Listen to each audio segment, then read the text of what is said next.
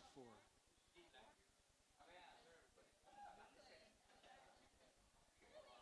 Yeah? Moderator. Like I say, hold on, mama check no man. We have Michael Witter, Wayne Chen, Pat Chen, Paul Burke, and moderator. Five people. Alright? One, two, three, four, five. Good afternoon, good afternoon, good afternoon. Can we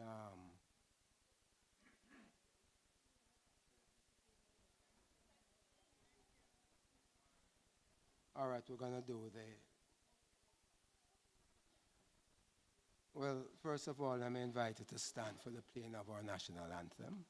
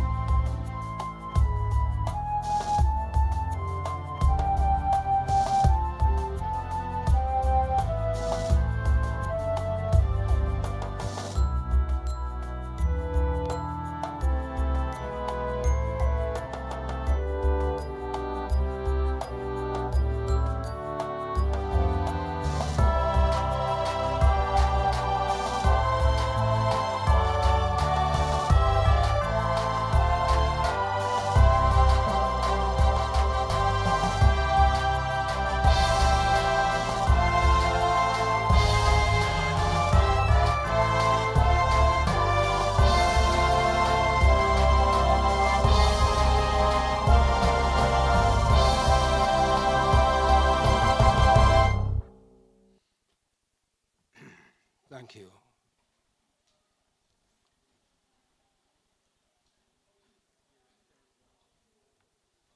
It's been 2 good weeks so far, and a lot has a lot have been said. And the good thing for us is that as we get to the middle of the last, like by 1970s, we're starting to come to the point when most of us sitting here were around to understand, try to understand, agree and disagree with what was taking place in the country politically, ideologically, culturally, and so on, for better and for worse. Um, for many of us, it's a seminal period in the development of our nation, for better and for worse. Some will, the argument is still open. But I find that it's not a subject, it's not a period that we're open with. No history books have been written. People still considered leftists or leftover radical, and a whole other set just so smart and conservative that we still can't come to that balance that will propel this country to the levels that potentially we can deal with. And so this week we're going to look at another chapter in the life of Jamaica 60 years after independence. I can't believe it, sorry, that's next week. Running from Jamaica, capitalism, socialism, and Cold War politics. I'll invite Simon Croskill to take it from there, as he's the moderator for this afternoon session. Before Simon comes up, let me remind you all that not because we don't have the refreshments and the food out here any longer, it was too much of a congestion. So we're doing it downstairs for those who remember pre the last 2 years and for those who didn't know. So for the past 2 weeks, we've been serving downstairs. And that's at the end of the sessions, both the music session and the conversations. But let me also take this moment, since whenever I try to do it at the end, it never works, to thank the Ministry of Culture, Gender, Entertainment and Sports, the Institute of Jamaica, for allowing us to participate in this event every year for the past 11. And while I'm on the Institute of Jamaica, to acknowledge the presence of Mr. Vivian Crawford, who led this organization for too many years that we're going to not say it, but that it was a vibrant time. And the fact that he's no longer coming in the mornings doesn't mean he's not accessible for all of us here, for just the institutional memory, the cultural knowledge, the history that he embodies. Please acknowledge Mr. Vivian Crawford.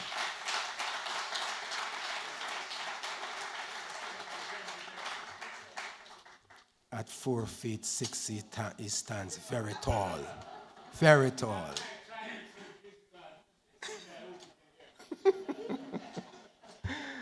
We're also grateful to the Chase Funds for providing the wherewithal that get us going. VP, it used to be VP Records that supported us, but this year the support came from the foundation. And we are very, very fortunate to be benefiting from these wonderful gestures. IRI FM, PBCJ, Cool FM, just all of the media houses, TVJ, CVM. We can't ask for more support from media, and we're very, very grateful for that.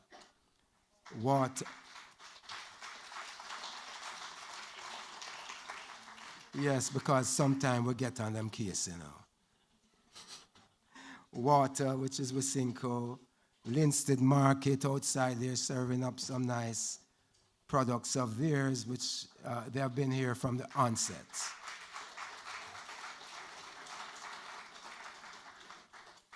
Nationwide Radio is back there. They broadcast the events in the late evenings after it's been recorded. And it's being streamed, but one of my more intelligent techies will tell me how to get to that. In the meantime, Martel Fennell is an individual who saw it fit to support us with a nice contribution, and we really appreciate that. So now it's over to Mr. Crosgill. Thank you.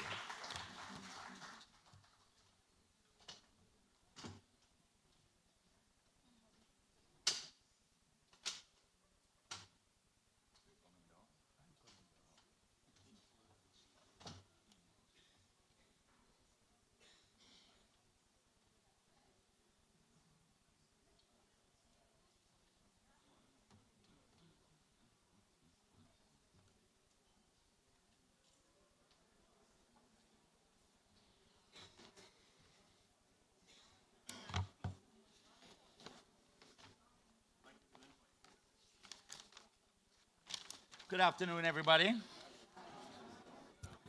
So I got a call from Herbie Miller, who I've known since being in media, which is almost 30 years. And because of the work that Herbie does with the Jamaica Music Museum, trying to preserve our music and indeed act in the furtherance of Jamaican music, I said, if Herbie Miller asked me to come and paint the Institute, I'll be here. So he asked me to be a moderator at the 11th staging of Grounation. So I thought it was all about music. So I made sure to watch the Grammys a couple weeks ago. And I came here ready to chaw fire because they had 50 years of hip-hop music, no mention of the reggae influence. They had something called a category for music urbana, which is something to do with Puerto Rico and Latin music. They had their own category. And big thing, no mention of reggae music. The reggae Grammy was done sometime earlier in the morning or whatever. And despite mentor, ska, rocksteady, reggae, dancehall, we didn't have this presence at the Grammy. So I came here ready for cuss pure, well, you know me. Only to find out now that, no, I'm not here to talk about music or to moderate the fantastic panel that we have for you this afternoon. It's about running from Jamaica, capitalism, socialism, and Cold War politics. And I thought, but that's right up my alley. No, I ran to Jamaica as a youngster, brought here by my Jamaican father and my Scottish mother. My mother, who was from Glasgow, married the only black man seen in Glasgow since slavery. And we came to Jamaica. I then had to follow my mother back to the UK. So we ran back to the UK in the 70s, much against my will, but I was only a teenager, so I still had to do what I was told. Then I ran back to Jamaica in the mid-80s, saw my first murder victim, got robbed at the wharf, not personally, but they took away all my stuff that I'd brought back, including the very valuable Pears soap. You can tell the age of the audience, but everybody knows what Pears soap is. So immediately I left and I ran back to England. And then in the mid-90s, I ran back to Jamaica. And anybody who has seen me walk lately knows that my running days are over. This is home. This is where I'll be.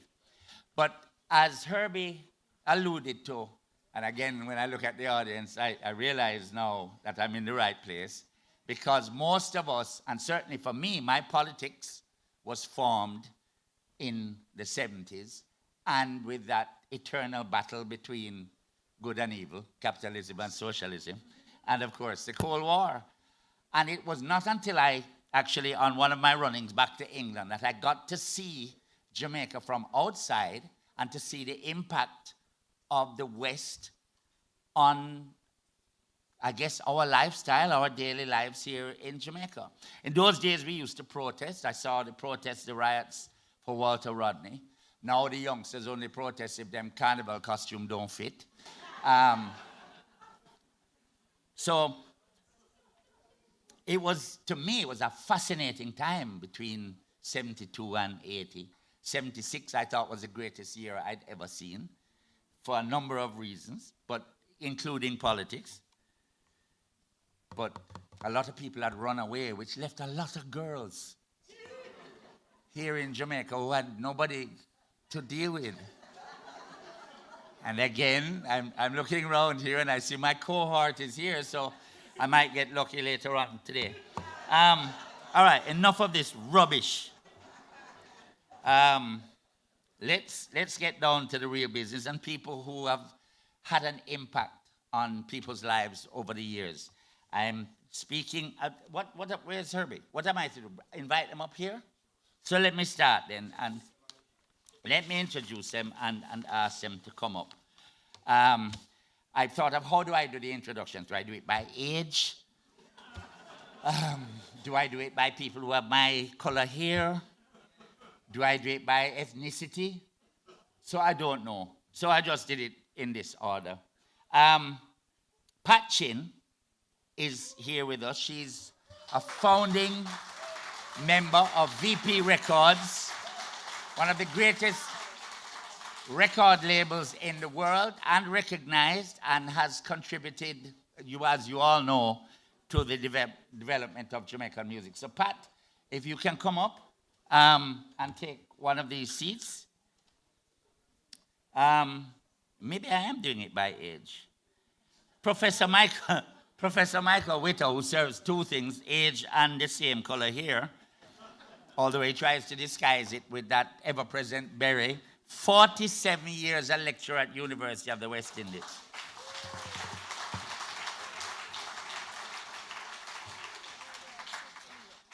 Any one of the seats that suits you. Except this one, which is mine. Wayne Chen is the head of the Southeast Regional Health Authority. Respected businessman. He sat on and chaired a number of public boards. And finally, Paul Burke, who is the former GenSec of the People's National Party, and apparently is now involved in ganja.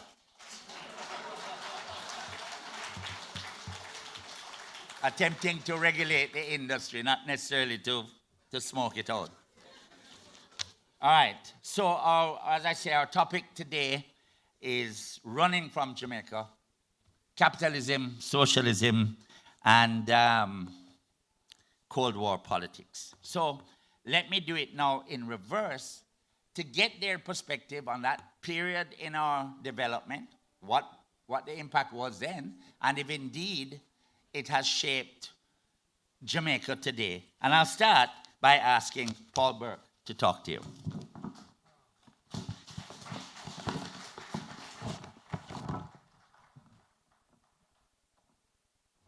Good evening, everyone. Don't be frightened by the amount of pages. It's big print. I was kind of worried if I should really do this topic because you have to be truthful to be credible. So I want to start with disclosure. I was a member and leader of the PNP Youth Organization during the 1970s, the primary period under review. And by virtue of being its national chairman of the PNP-YO, I was also part of the PNP's leadership, apart from a small period between March 1978 and August 1979, when I was suspended and removed by the PNP executive. Disclosure is important because as we try to be truthful and objective about my recollection and the position of the period, we all come with some biases, whether intentional or unintentional. So I have biases because where I sat, I have a particular perspective. Today's topic, running from Jamaica, capitalism, socialism, and Cold War politics, if we are really to give it perception and depth, actually needs a symposium. But I'm going to try and do my part within 5 minutes. The PNP won the 1972 elections without the youth vote. Nobody under 24 could vote. Under multiple themes. Better must come, time for change, power for the people, the word is love. Supported by popular songs. Don't forget a beating, beat down Babylon, everything crash, amplified by the musical bandwagon. Politics to many is about a competition, a contest, conflict, and cons between the two tribes. To us, as young people, certainly in the PNP Youth Organization, it was about in whose economic interest a government would serve. That was all it was to us. Who would serve the best economic interests of the mass of the people? The debate, whether the PNP's 1972 victory actually put back the potential for radical change and transformation, remains a debate. Some people felt that if PNP had not won, this country would have moved forward under a different regime. But Mandy won, and the hope it brought cooled down class conflicts and protests in Jamaica. Last week when I heard Tribal War, and we were talking, some of us here, I thought Tribal War was really a song of the mid-70s, first done by George Nooks, and then redone by Max Romeo.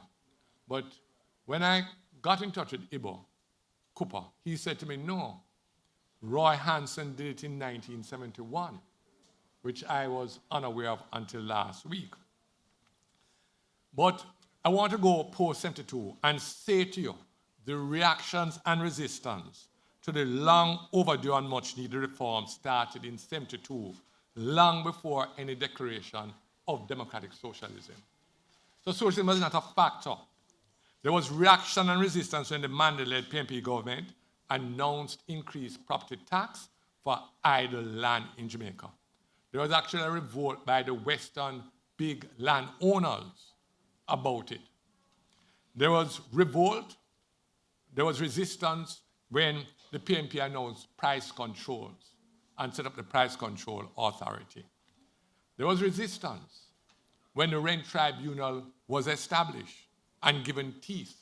So before you could just arbitrarily increase your rent, you had to go and get the approval of the Rent Tribunal.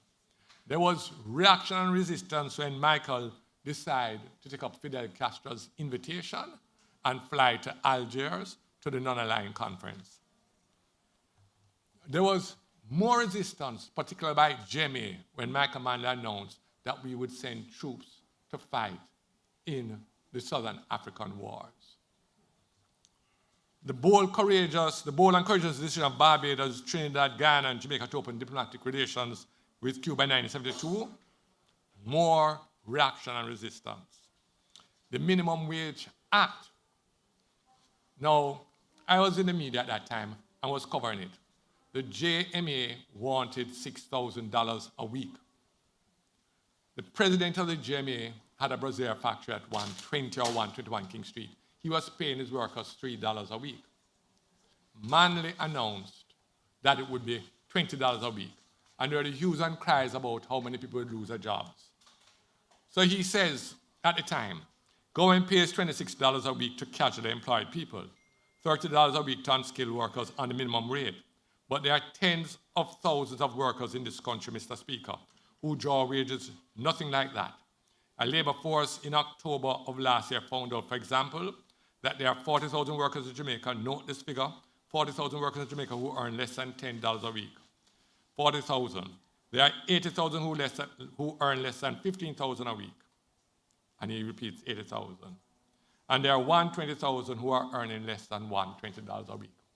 So this is a battle now between labor and capital. Because obviously, if you raise the minimum wage, it impacts on capital. So it was increased to $20 a week. Concerns were expressed and direct threats made about how many poor Jamaicans would lose their jobs. The 40-hour work week and overtime leave for maids and your yard boys, as they are often referred to, caused outrage in certain circles across the political divide.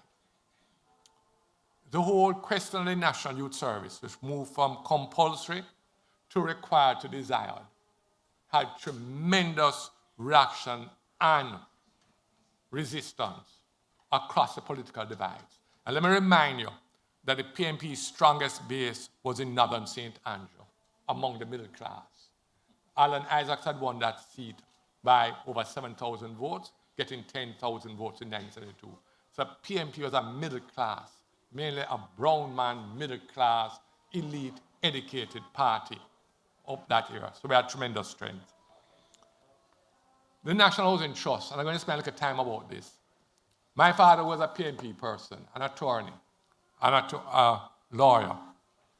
He actually wrote a letter, which Gleaner featured prominently.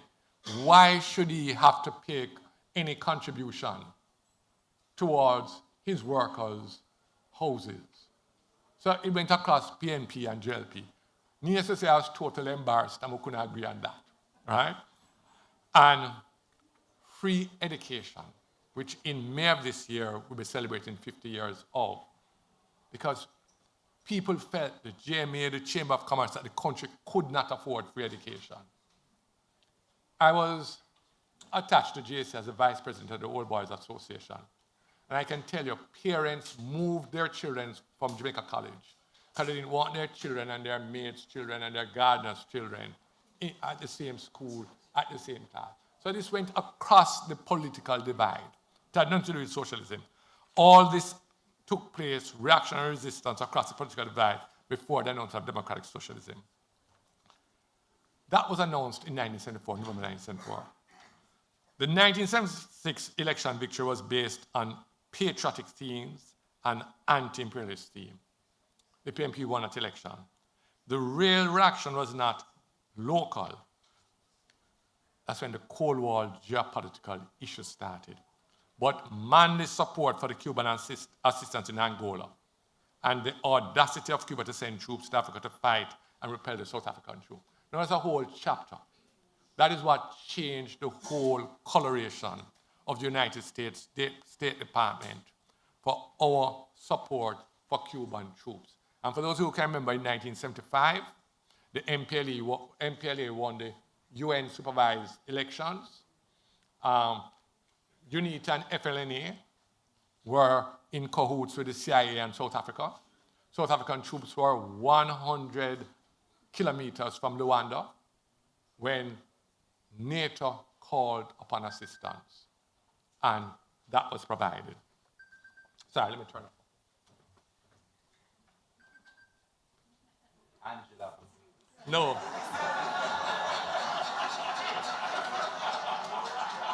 No, it isn't. It isn't. So I start, and I just spent a little time on that, the Angolan situation. But there was another thing that happened locally, and it was the IMF versus the People's Production Plan. And I won't say much about that because somebody who was intimately involved is here today, Dr. Michael Witter. But it was whether we were going to take the shortcut or the long cut. And we decided to take the shortcut. And we accepted the IMF program, which the PNP deemed to be an interim holding operation. But just before that, very quickly, in January of 1977, we took over JOS, we democratized RJR, we took over Barclays Bank, and we opened diplomatic relations with the Soviet Union, all in January of 1977. We failed the IMF test in December 1977. Then came the stringent IMF measures, cut back in social programs, and the 1.5% crawling peg devaluation. Price increases came, scarcity in foreign exchange, exacerbated by hoarding and the flight of foreign exchange. Scarcity in essential basic foods. Increased political violence, components of which were tribal and retaliatory, but comprised and confused by the early January 1978 brutal Green Bay massacre. The short-lived peace treaty of January 1978, the worsening of the economic crisis, the marring of goods, remember brown polish to detergents, gas shortages, rationing, scheduled and unscheduled power cuts, national patriotic movements, 3-day roadblock and lockdown, more violence, real confusion and deliberate misinformation, and disinformation by the reaction led by the Gleaner, the GMA, the Chamber of Commerce. Remember, West Indies had 4 pace bowlers, where the Gleaner had Thomas Hearn, Morris Cargill, David DeCosta, and of course, Wilmot Mutty Perkins, just as devastating as our West Indian pace bowlers were. The 5 flights a day and the socialist rhetoric did not help to quell fears and in fact contributed to it. And that's another whole thing of how we managed it. Should it have been called a democratic reforms? Should we have called it socialism? Because the truth is, PNP was never a socialist party. We flirted with socialism. At best, we were social democratic, but we were never really a socialist party in any real sense of the word. The establishment of the Workers' Party of Jamaica added fuel to concerns and reaction. I now say governments do everything to mitigate fear and confusion, and we failed. So I will tell you, people who are genuinely confused, people who are really fearful. But yes, there was a whole question about communism, but I think it was the economic hardship that made many of the middle class fear of going back down to be members of the working class. That made them run. The newly arrived US-funded evangelicals carrying anti-socialist, communist, anti-communist messages contributed to fear-mongering from the pulpit. Yeah, I went to Deliverance Center in the 70s and listened to Reverend Hera Blair. I didn't know he was talking about Jamaica. He was breathing fire and brimstone about the advent of communism in Jamaica. Louis Morrison can tell you, we were at war about the tame response of PNP to socialism, right? The Jamaica Council of Churches were were more patriotic. So we had a virtual civil war in 1980. Supporters of both parties were able to arm themselves. That's how I put it here. The violence unleashed, rationalized, and justified as saving Jamaica from communism, the blind eye turned by owners of capital, sections of the church, sections of the Jamaica Constabulary Force, the leadership of the JCF, the JDF, significant sections of the middle class, and the end result was that the PMP was battered and defeated by Siaga. And the JLP's deliverance, which was a social, spiritual, and economic rescue message, prevailed. Miraculously and almost immediately, the basic foods reappeared. Thank you.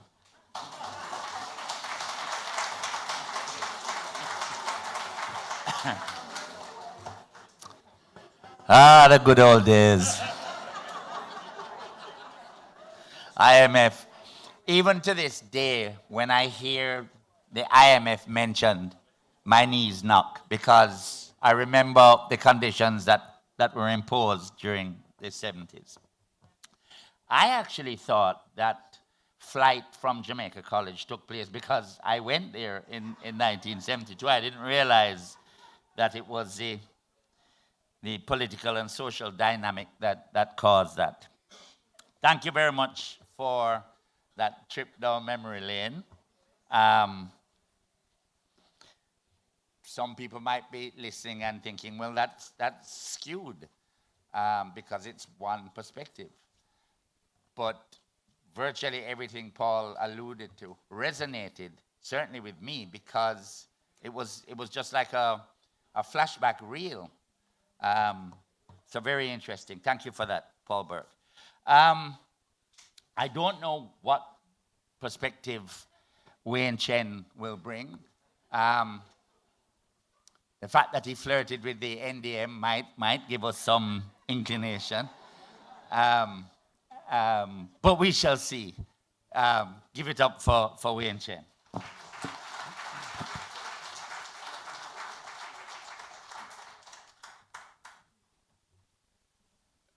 Thanks, Paul, for laying out the wicket. You know, I lived through the 70s in Jamaica. Like many of my generation, I was caught up in the euphoria of Better Must Come in 1972. And I think all of us were, because you couldn't turn anywhere and not hear the music. Clancy Eccles, Bandwagon, Hail the Man, Better Must Come.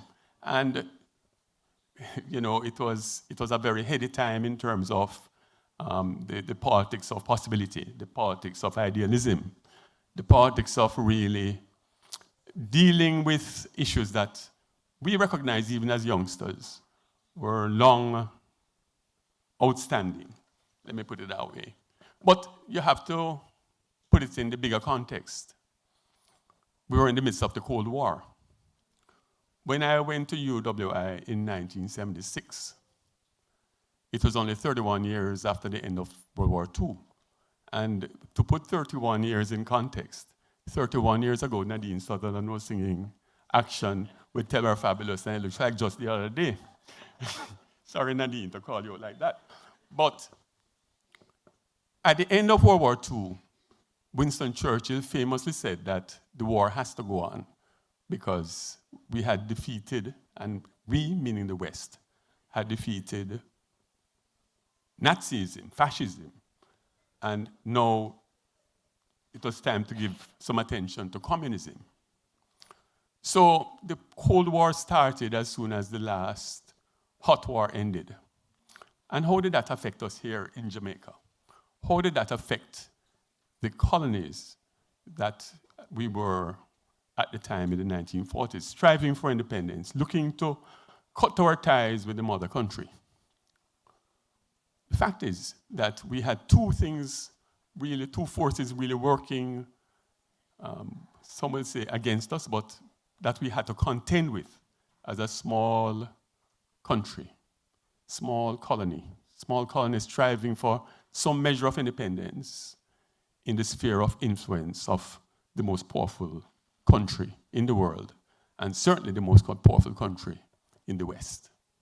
And we know fully well the American view on the countries within its sphere of influence.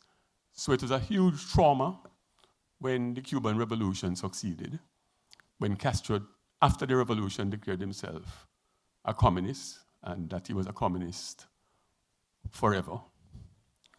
Because the Americans had interfered in the region, intervened in the region, depending on your perspective, interfered in the region. There was a long track record of it.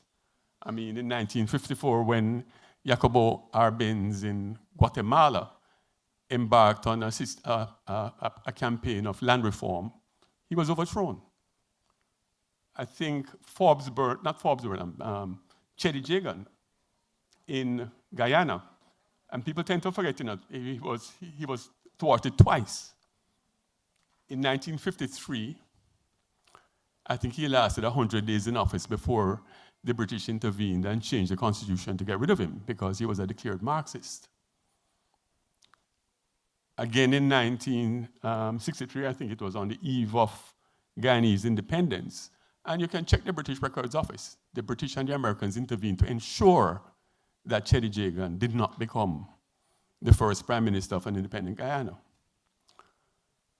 So, whether we liked it or not, Jamaica was a battleground and a proxy for a much, much bigger Cold War, much bigger than us.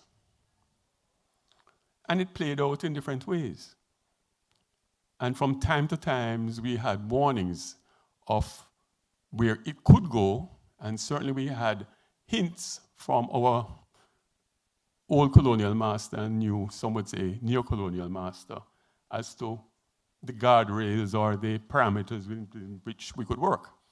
So, to give one example, in 1960, when Reynold Henry, son of Claudius Henry, formed his, I can't remember the name of the militant group, might have been, maybe Louis Moiston can help me. It was the Africa Corps, I can't remember now, Africa Corps, and killed 2 British soldiers right here in Kingston. It created great tremors in the colonial office to say, what is going on in John's shop, meaning Jamaica. So Jamaica was always under the microscope, given what had happened already in Guyana with Jagan, given what was nascent in other British colonies. Remember, the Brits had fought an insurgency in Malaysia, in Malaya at the time. Remember, the Americans were just getting involved in Indochina. Remember, we had the Cuban Revolution just right there, and in fact, when Reynold Henry was arrested, there was a letter to Fidel Castro asking for help for the Jamaican Revolution. And these are facts. In 1962, on the eve of independence, Alexander Bustamante pulled the famous Russian ships rumor, and he had to make a public declaration, very simple in its conciseness, to say, we are with the West. And it was a necessary declaration at the time in 1962, simply because if there was any doubt as to where we were headed, there would have been a price to pay. So the context is very, very important. The Cuban Missile Crisis, much talked about in American historical narrative. How many people realize that Jamaica got independence in August, well, I put that term in quotation marks, in August 1962. And the closest the world came to a nuclear war was in October 1962. Literally 2 months after we got independence, the world was on the brink of a catastrophe. So, and we're not talking long stretches of time. The distance between 1962 and 1972 is only a decade. All of us can remember. I mean, I have papers on my desk that I haven't touched in a decade. So, we're not talking long sweeps of time. But now that we are 60 years removed, we can look back and see what is the context in which all these events were happening. And with the wisdom of hindsight, we may have made different decisions, but the fact is that at the time you were acting with the information you had at the time, and within the constraints of the much, much bigger global forces that were at play. So in 1972, when the PNP won, let us not forget that the US ambassador at the time, Vincent Deroulet, publicly claimed after the election that he had received assurances from both Hugh Lawson Shearer, who was the prime minister up to 72, and Michael Norman Manley, who was the challenger, that neither of them would nationalize US interests in Jamaica. And for his indiscretion and other indiscretions, let me not get that wrong, he was declared by the Manley regime persona non grata. The Americans never took that lightly. So, in a way, the seeds were being sown from early.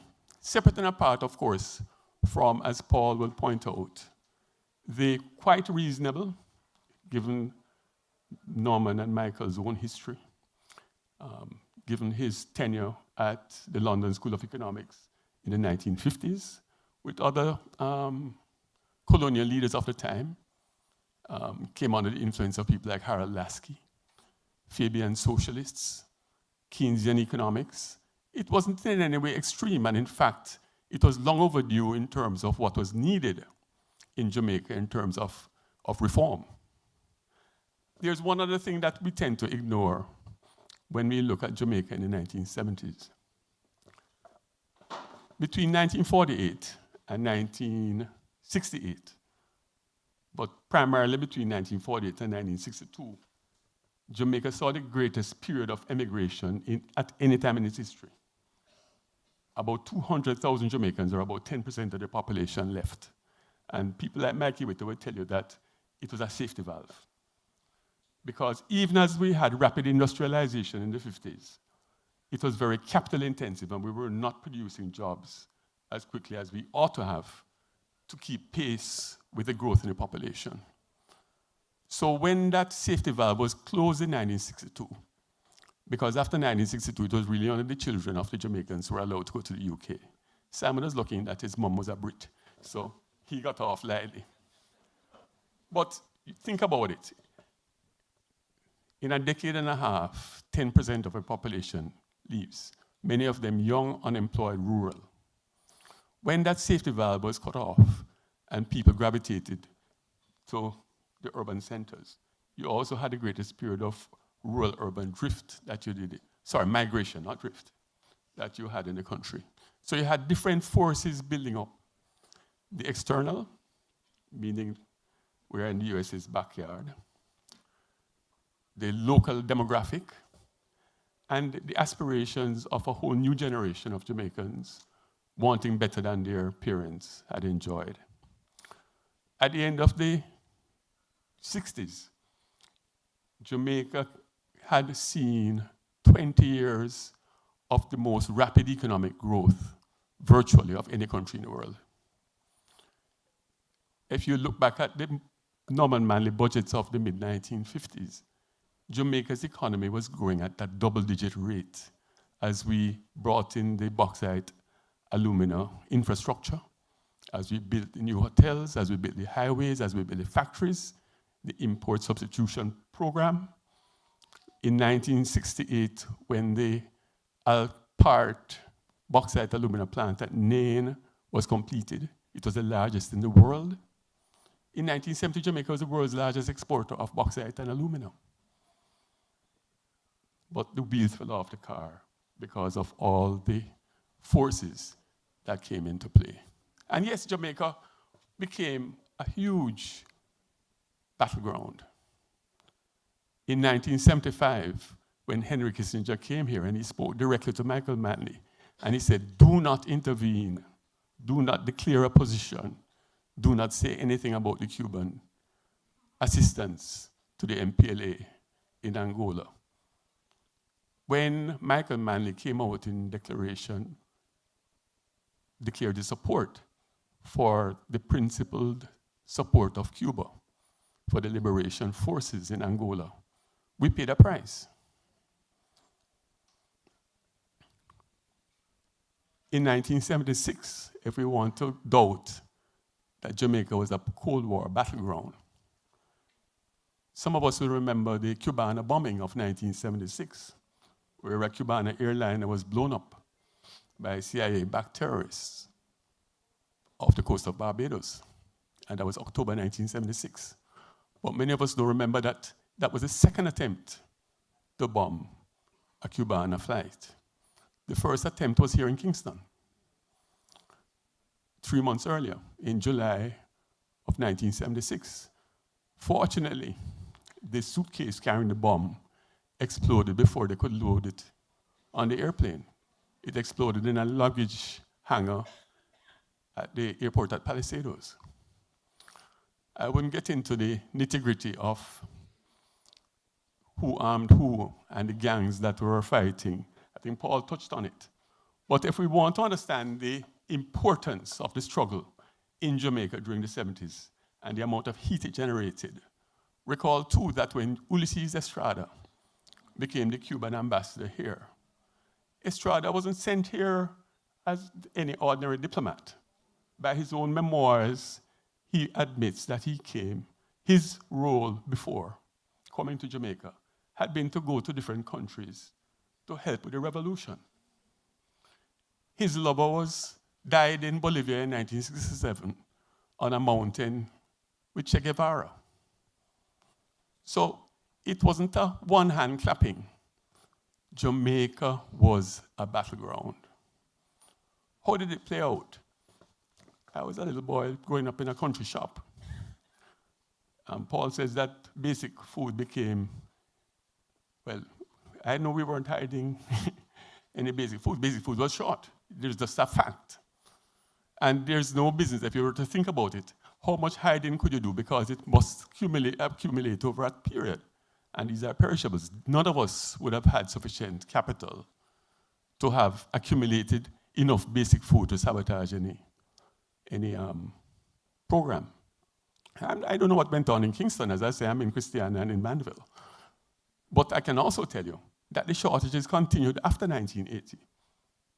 Shortages continued not as bad. They eased off in the late 80s and did not disappear until the 90s when they got rid of price controls and dismantled the state agencies that were responsible for basic foods. So it's not even remembered that when the government changed in 1980, that many of the apparatuses of state control of the economy continued right through the 1980s, to the disappointment of the Americans, if you read the American reports of the time. But the important point here is that there was a lot of tension in Jamaica during the 1970s that still are not resolved because we can only see them through one lens or another. We have not used the time that has passed, bearing in mind that the median age of Jamaica is 29 and a half years. Half of our population is born after 1993. 1980 is 43 years ago this year.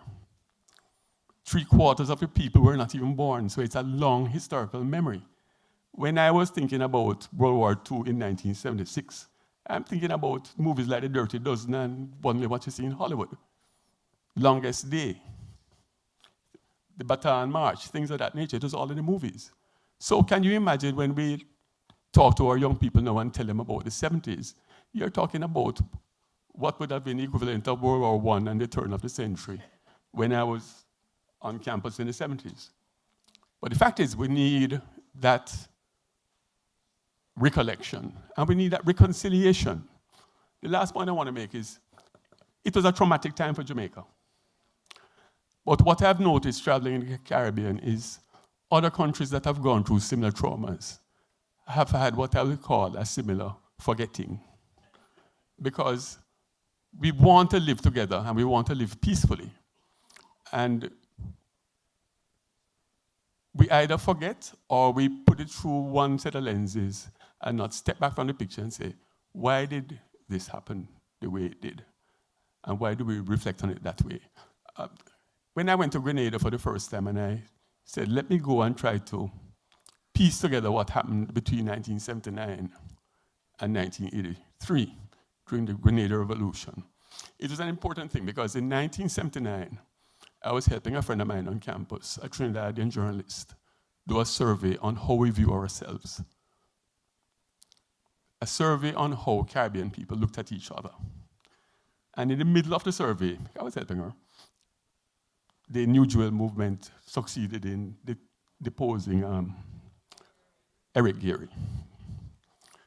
And the responses from the rest of Caribbean students to their perception of Grenadians went from dark, backward, ignorant to enlightened, smart, intelligent, just by one event.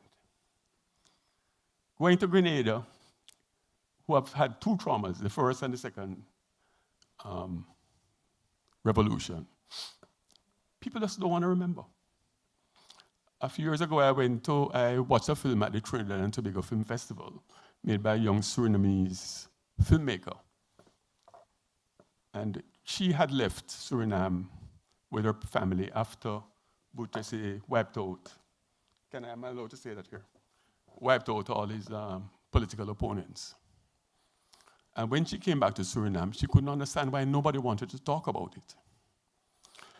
One of the most poignant interviews in the film is her school teacher saying, look, in my class, I have the children of the victims and the perpetrators.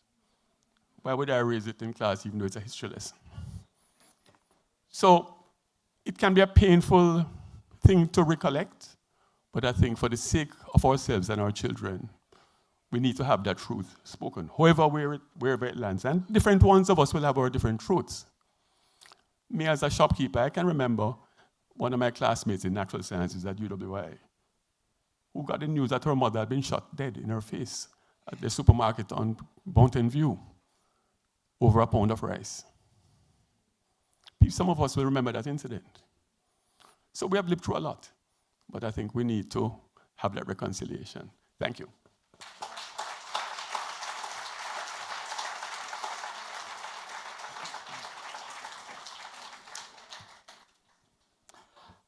Thank you very much, Wayne Chen. It's funny, the recollections of Paul, Wayne, and I suspect Pat and Michael to come. Is there any document? Have we written it down? Have we written books about what happened to Jamaica during the 70s? Apart from maybe a book by Edward Seago or Michael Manley, the main protagonist of the time. But is there a document that we can show to others?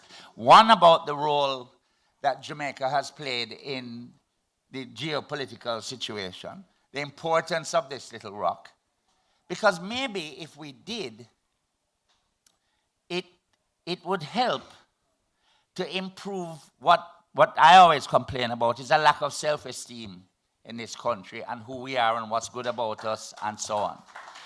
And it was, again, during the 70s that this became apparent to me because, as Wayne will know, being a shopkeeper of great repute, we stopped importing a lot of the stuff that we did. And we tried to, when I say we, the country, tried to encourage greater investment in our own products. Self-reliance. And I got that sense growing up that, hold on, buy Jamaican shoes. I cannot tell you, I was in England at a shop called CNA's, and there was a shirt, and it said made in Jamaica. I got so much pride from it. I got so much pride from wearing a red striped shirt because these things were Jamaican. And now I come and I see Wisinko and I see Grace and I see a lot of other companies that I'm very, very proud of because they compete internationally and they highlight the fact that we are capable of producing stuff that that not only can we use ourselves, but we can export. So that was a period in the same, that appealed to me. What also appealed to me was, again, what both Wayne and Paul talked about was the rise in, I guess, Pan-Africanism, the sense that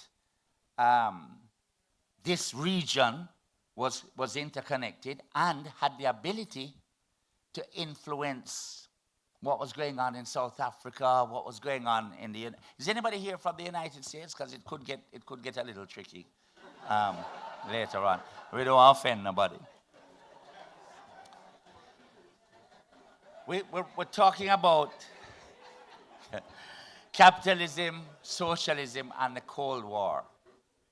And for somebody like myself, during the Cold War, we lived in perpetual fear of nuclear war.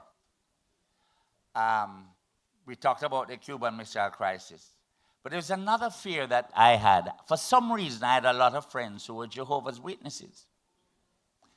And as a little 16-year-old, 17-year-old, they told me that the world was going to end in 1977.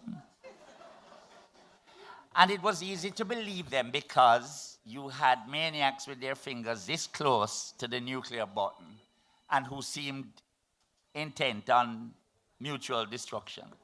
So, again, when I think back to that period, it was exciting, it was different, it was scary. But for me, it was a wonderful time to be young and to be alive. And then we had this music. We had great music. And some of it was used for politics, which was amusing. But it was a great time to witness what our musicians were doing then and have always done. And I make reference to that because I'm going to introduce the founding member of VP Records, Chen.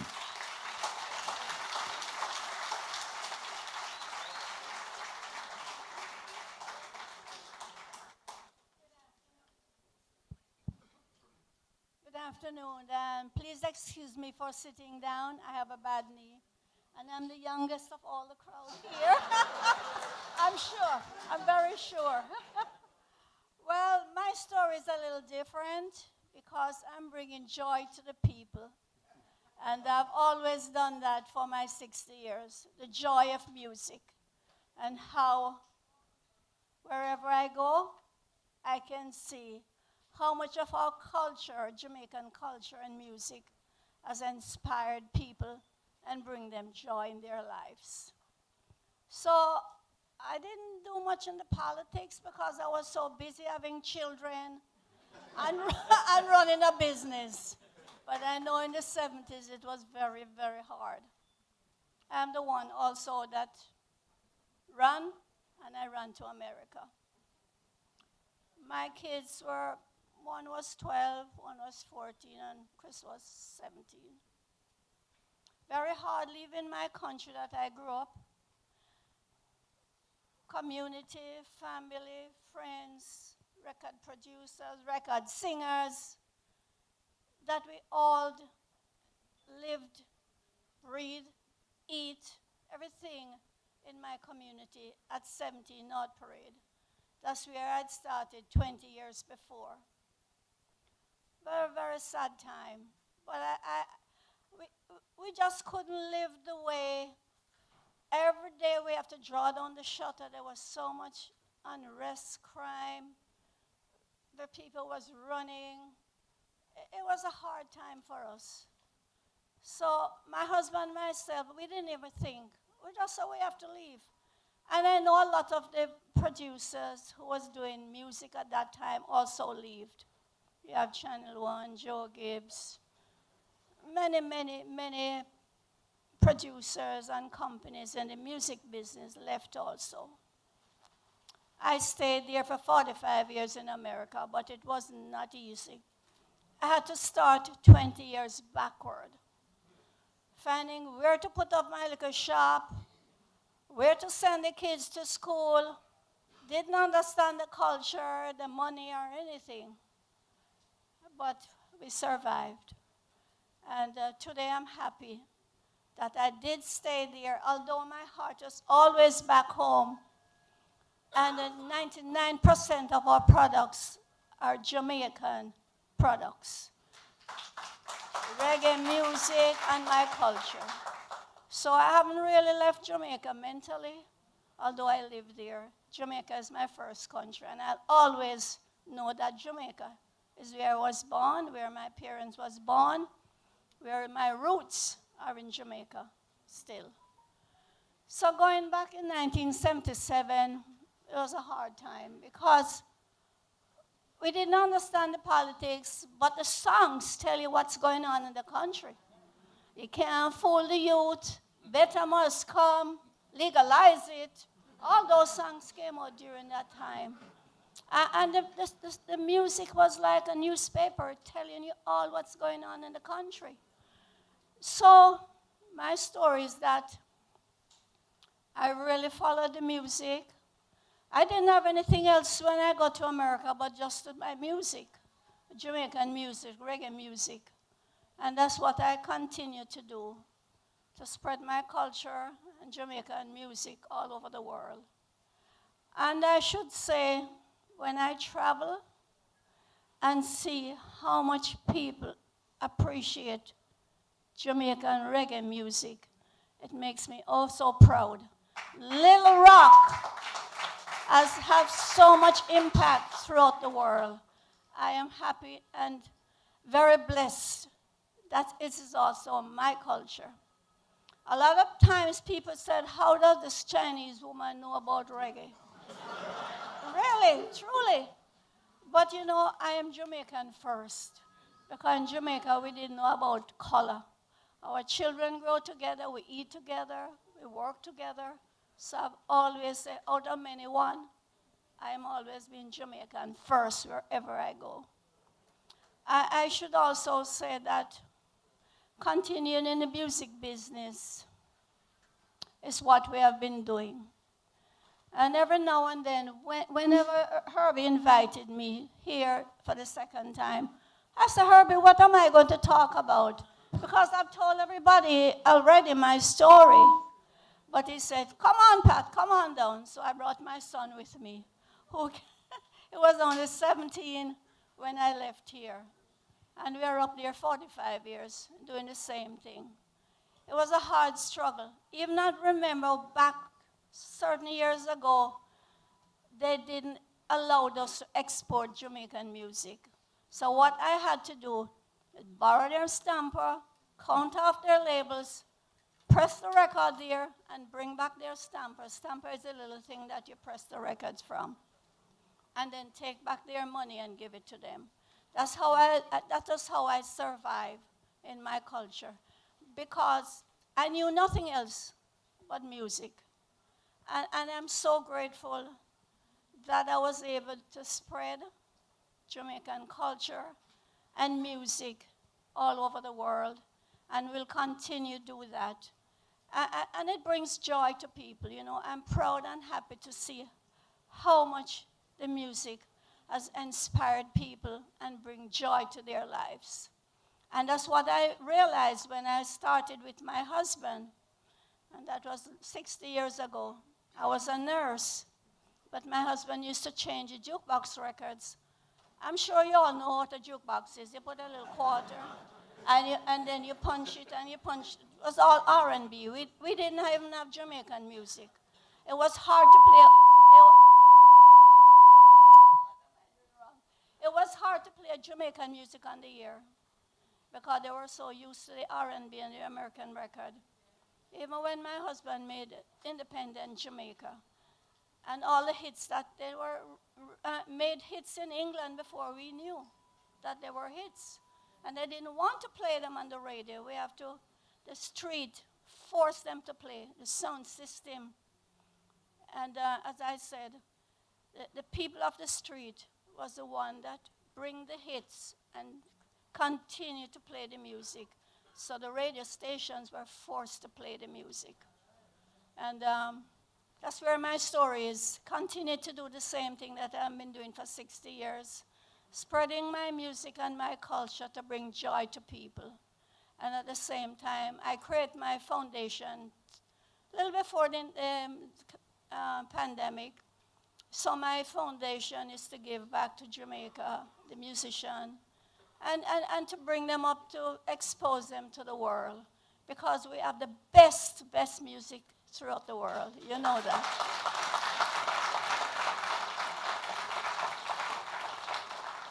And the culture, our culture, everybody who comes a foreigner wondered, oh man, these people are so kind and loving, because that we were brought up that way. We were brought up that way. And I continue to spread my wings abroad, to embrace my culture, spread my culture and my music to bring joy to people. Thank you for having me.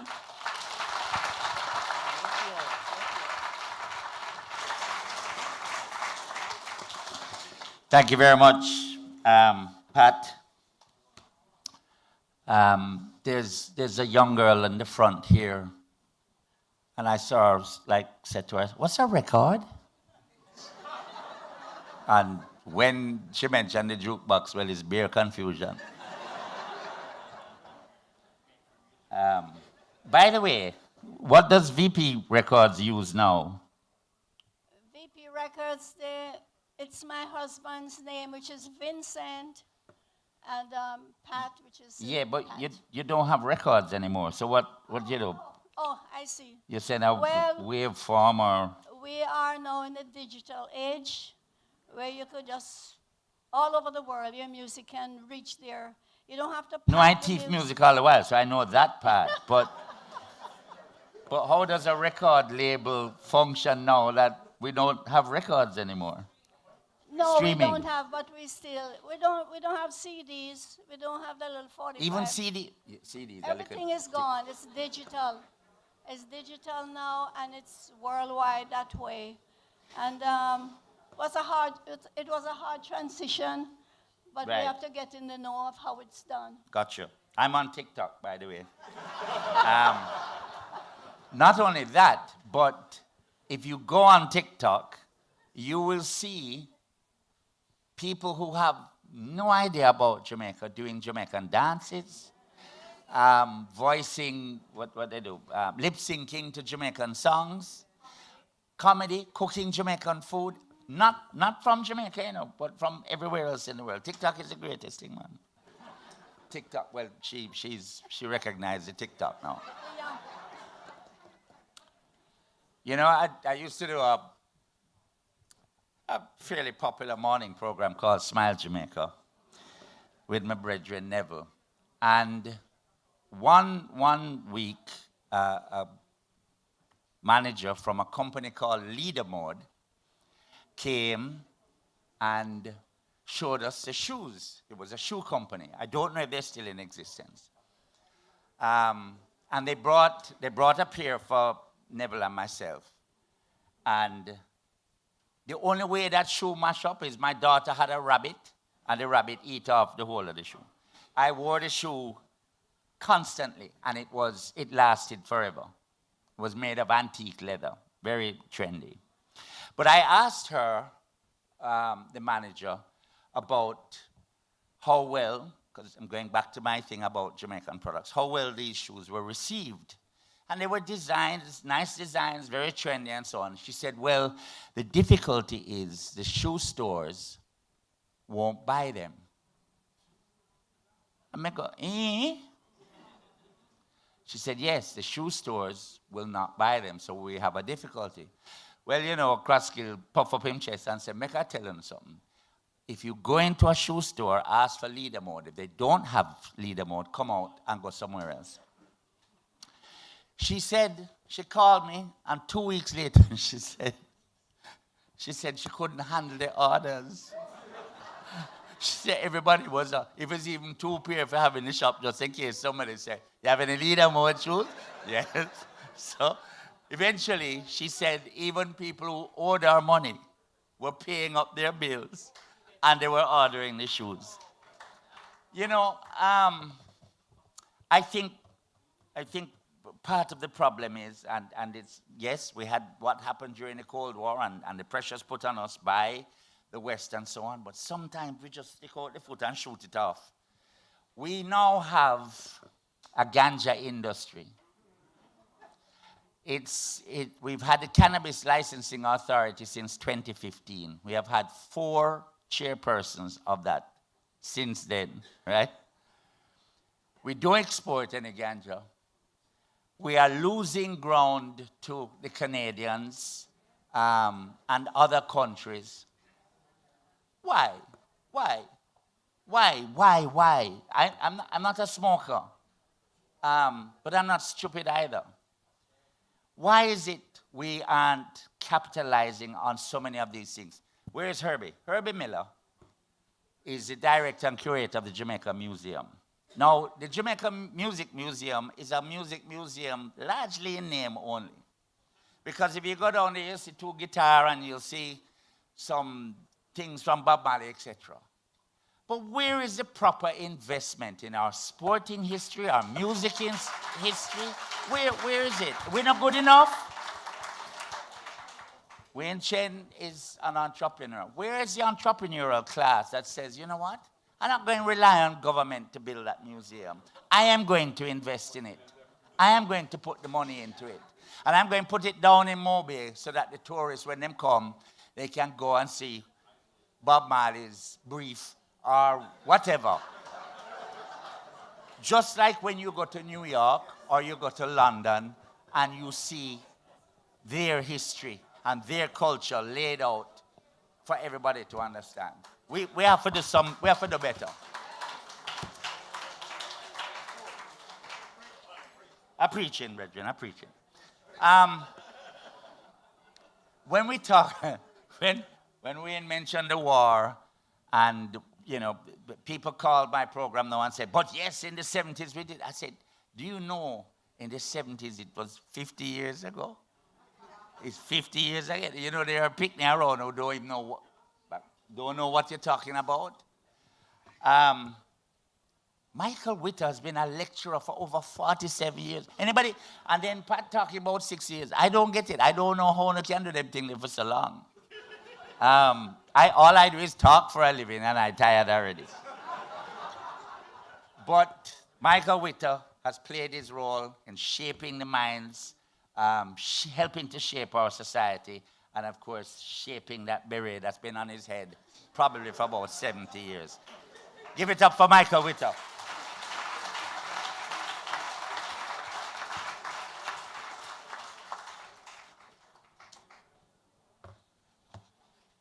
Hi, everybody. So, there's a kind of familiarity with the faces and the voices that I'm very happy about. What you intended to know? I migrated to St. Anne's. When I was put to pasture, I couldn't afford to live in Kingston. And so I moved to the salubrious parish of St. Anne. And I'm quite happy there. The people treat me very nicely, as if I was always there. And I come to Kingston and suddenly, my whole mind is just shattered by the tension, the movements, the sounds, the smells, the everything. For somebody who grew up in Kingston and who thinks that we are underselling the cultural capital that we have here, it's a big shock to arrive in Kingston, and nowadays it's so expensive. I have to limit the amount of time I come here. So it's a special time, and I am very happy to be here with you and happy to accept Herbie's invitation. I've been a supporter of this process for a long time. There's so many more things that Herbie has that he wants to do. If we can get the support for him, I really hope we do.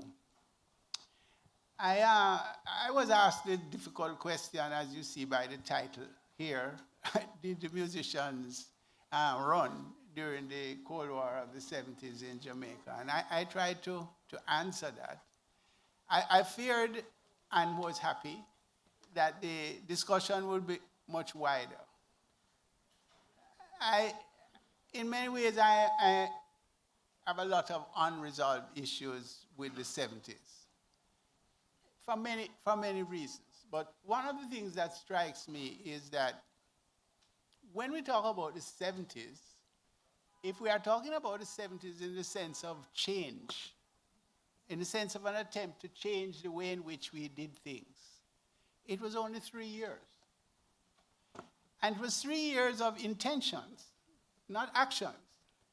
You can't change a government expenditure pattern in 3 years easily. You can say you want to do it. But it's very difficult to turn a big ship, as you know, in a short distance. 74 is when the Prime Minister announced democratic socialism. Mark you, from 72, there had been reforms taking place. But 74 is when the Prime Minister, to the surprise of many in his party, said party was going towards democratic socialism. And by 77, we were in full reverse under the impact of the International Monetary Fund. And from 77 to 1980, you had a dance where the Prime Minister and the government tried to hold on to as much as possible, and by 1980, they had lost everything. So here are these 3 years where a lot was said, lots of hopes and aspirations based on our history, but far less, I would argue, than what was necessary for people who had a history of exploitation and oppression that we have. Far less, in my view. And yet, here we are, 40-something years later, and we are still blaming what happened in the 70s for why we are having difficulties today. Not the 200-odd years that came before the 70s. Not the 40-odd years of IMF advice. 14 agreements, and we are going into a new one with gusto and enthusiasm, and it's a great achievement. That's not why we are having difficulties in our country today. It's the 3 years in the 70s. That 70s that hangs over us. I was glad the way Wayne referred to the psychological pain that it involved. And I do think that is something that we need to deal with. But beyond the pain, there is a reality that the majority of our people are still treated like second-class citizens and are barely surviving. This is the reality. And, Paul gave some very good examples. There are many other examples of attempts to improve the conditions of life of people and so on. But when you look at the wretchedness of our people on the sidewalks, when you look at them and you hear what they have to go through to survive, it's not a pretty picture for us 60 years after independence. And to me, the 70s is important also because it prompts us to ask, what can we do with a bounty of resources? The most beautiful island in the world. I go to plenty. I never see anywhere pretty like this in my life.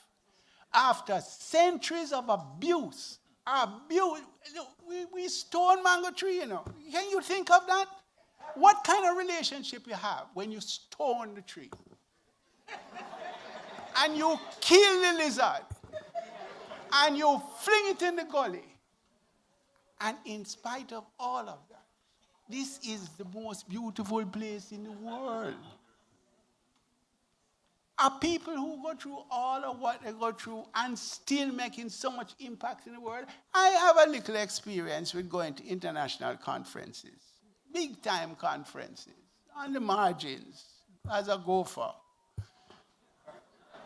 But what I learned is that in many of these conferences, large sections of the world will not make a decision until they hear what the Jamaican ambassador is saying. it is quite incredible.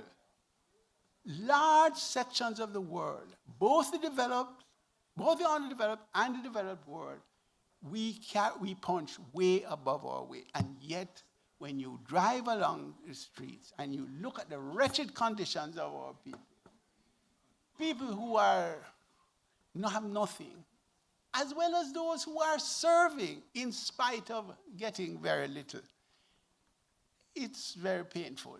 And for me, the 70s is important to think through that.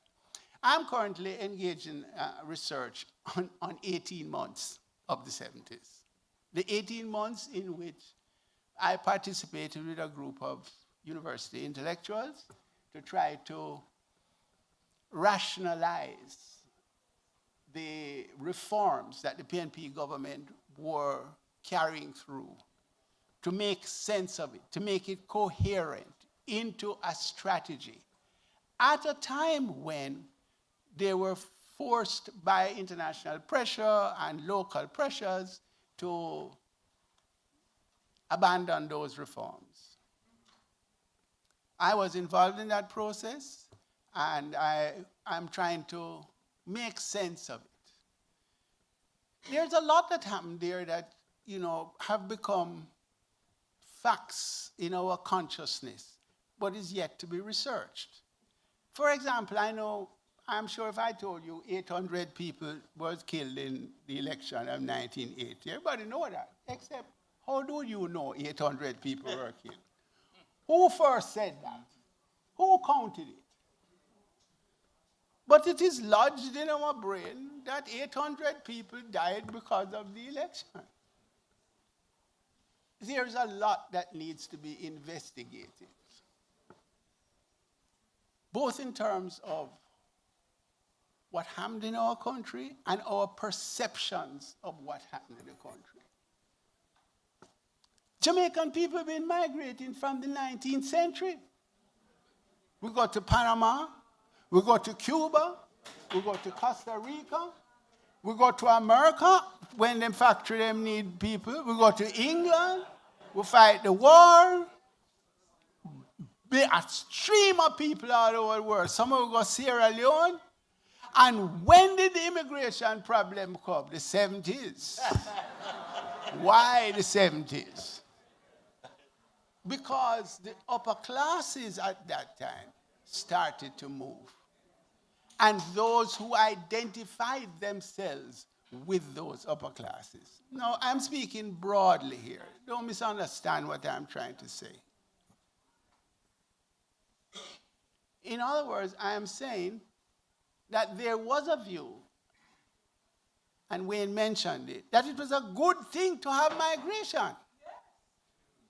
It was a good thing. You get rid of them, so we don't have to provide work for them. But when we get rid of the middle class people, suddenly we are suffering. We have never recovered. We can't recover. We have lost. Have we really, what did we lose from developers who rob people of their deposits? What did we lose in terms of the production of goods and services? Did they produce yams? Did they produce bauxite? What did they produce? In fact, many of them went abroad, became citizens of the United States, and are now protected by American law from Jamaican actions. Whereas before that period, we could restrict the flow of capital out of the country because they were citizens. We can't do that now because they're Americans.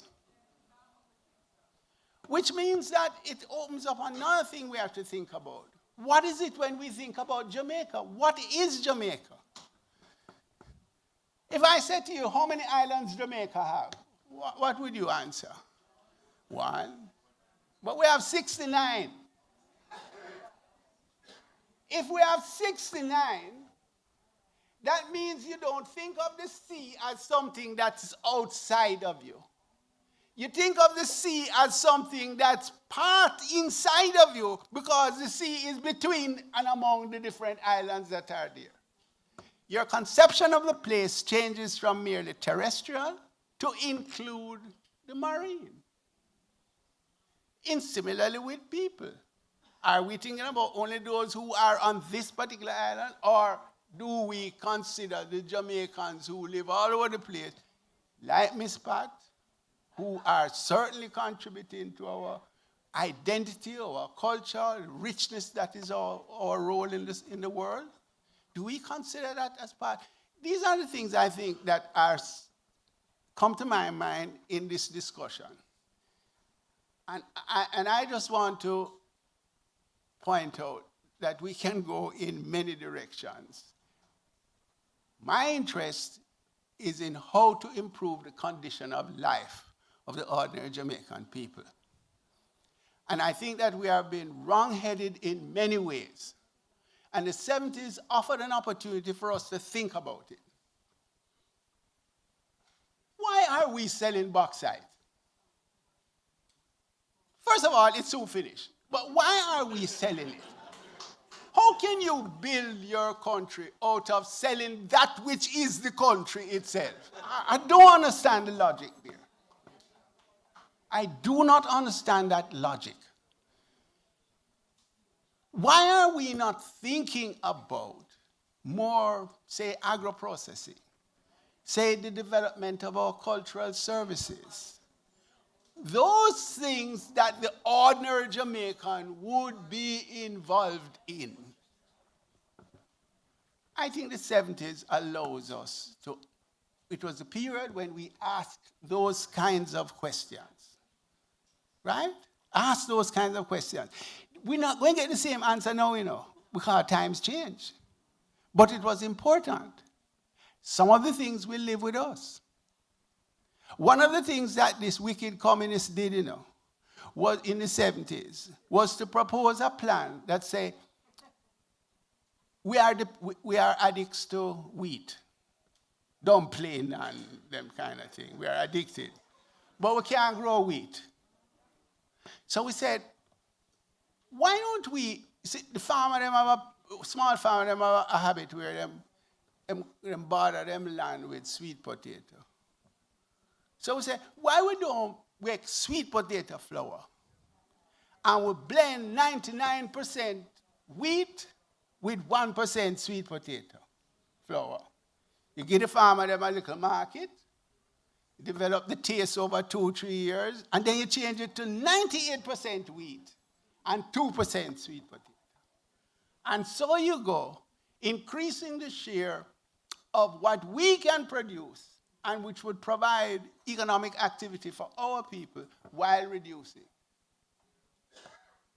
I hear the current government is now doing that. That's good. But suppose we were doing that for the last 40 years. That's just an idea. You can ask yourself then, when this little chick here, 40 years from now, come and sit down in here, will she be able to say that some of those commonsensical ideas, it's not no brilliant thing, not no brilliant. The JPS was going to dig up the morass in Black River and Negril to burn, to generate electricity. And I was one of the persons who was sent to investigate it, how feasible it was. So of course I go in the morass and man I grow ganja, man I plant, catch shrimp, all kind of thing going on that the Ministry of Agriculture said couldn't happen.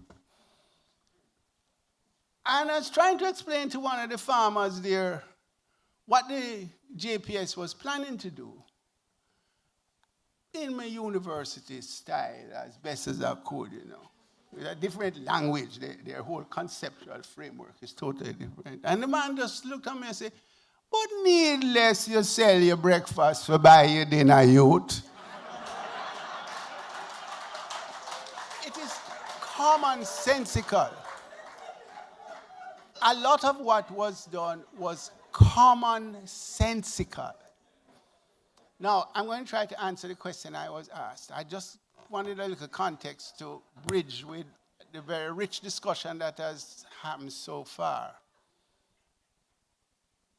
which is, I don't know whether or not in the 70s, the Cold War of the 70s, Wayne explained to you the meaning of the Cold War, that tension, that ideological tension in Jamaica. How many musicians left? Miss Pat says lots of producers went. That's very important information. Any of you who have tried to do research on the music industry realize that that is like what they said in The Sound of Music. How do you catch a cloud and pin it down? It's very difficult. You sit down waiting on an interview with Bunny Whalers for 5 hours and baby mother come, baby mother go, this one come, that one go, and you can't get a word in. I have spent too much of my life trying to talk to them and going and catching and running down information. It's very, very difficult. But you can't develop a cultural industry, and the entrepreneur is not going to put his money in it unless you have information about what is called an industry. It's not even an industry, it's a collection of activities. So I can't tell you. I have looked at immigration data, which was very bad, and the government has now abandoned it. Remember, you used to have a white paper where you write it down? Well, when them get the white paper, them throw it in a box, and then the box disappear, and then one day all of the box mix up, and then them just give it up. So we don't know who live here. We don't know who live here. You understand what I'm saying? We know musicians left to connect with the wider market.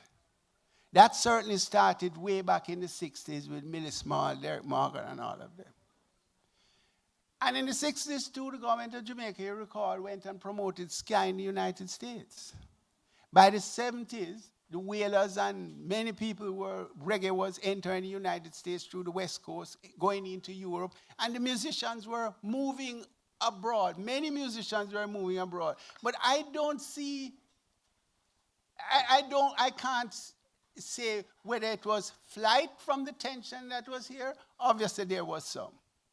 We know Pluto's story. We know Ernest Smith tells you he was threatened. Bob was shut up. We know those things. Miss Pat couldn't manage down on North Parade. I don't know how she could have. Don't expect Miss Pat to stay down on North Parade. I don't know when Leah's going to go down on North Parade.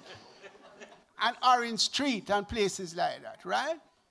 But there was the pull.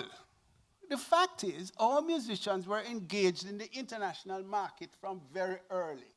And they recognized that by going to England and America and so on, that was important. On the other hand, they never left here, like Miss Pat, because their heart, their authenticity, etc., required them to have this base back here in Jamaica. So I don't know that the question Herbie asked can really be answered about musicians most of all. I mean, it would be difficult to answer it even about doctors. I mean, you could go and sit down and ask Keith Lynn why he left, and ask Miss Pat why she left, and a few other people who you might know, but you'd have to track, how would you track all of these people all over the world, and so on. So it's a very difficult question. What I'm pretty sure that, though, is that the musicians contributed to the Cold War.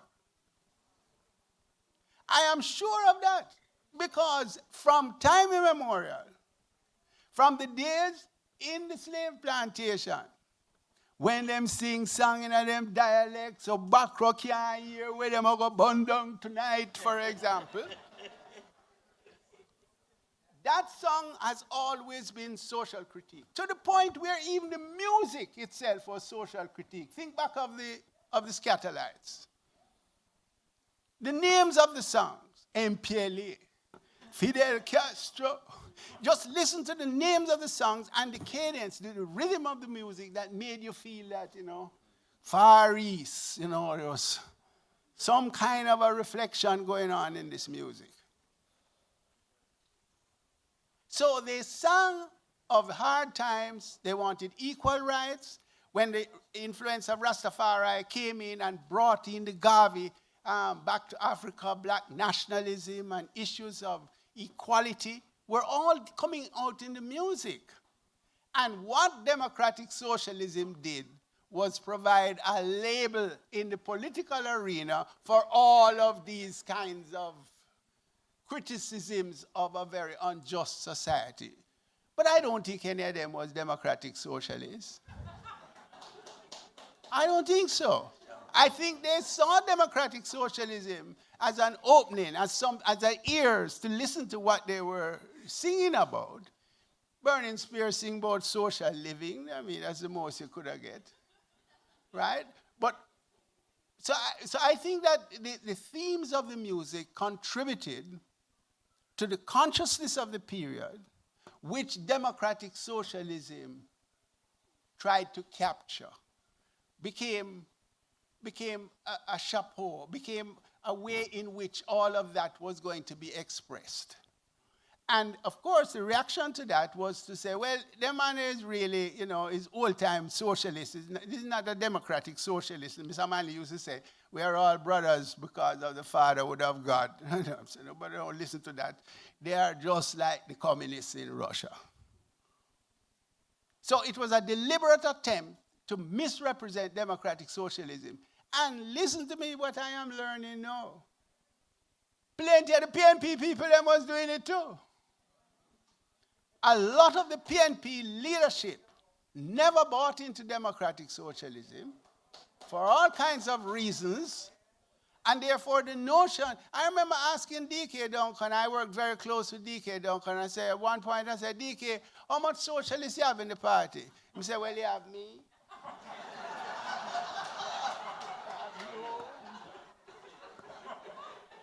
I don't know if you'd have called Tony one. So I said, you have to use one hand for count, DK. I am trying to give you an understanding, a large understanding, that the musicians in their militancy, in their social critique, created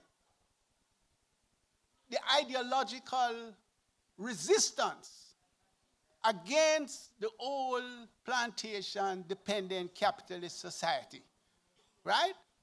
None of them were ever really socialists in the sense of the international socialist movement. Now, suppose there is something to that, what I just said to you a while ago.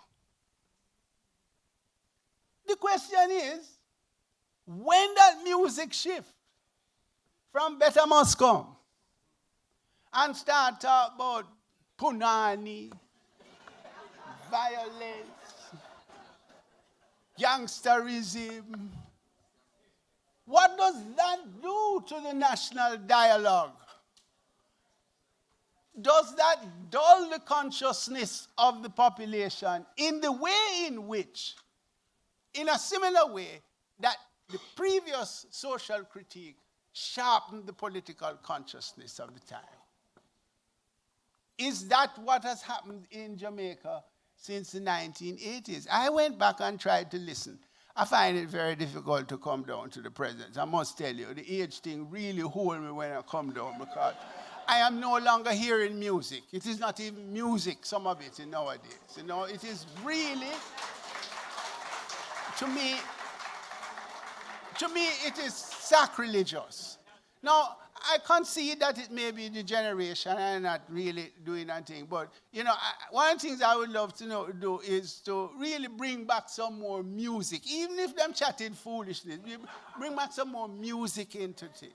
But when I went back and listened to the 80s and the 90s, there was very little about social consciousness.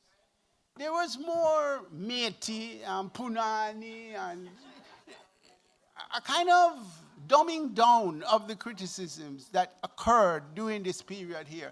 And I think now has reached a very, very dangerous stage where it is anti-human, where the violence, the way in which they speak of other human beings is really very bad.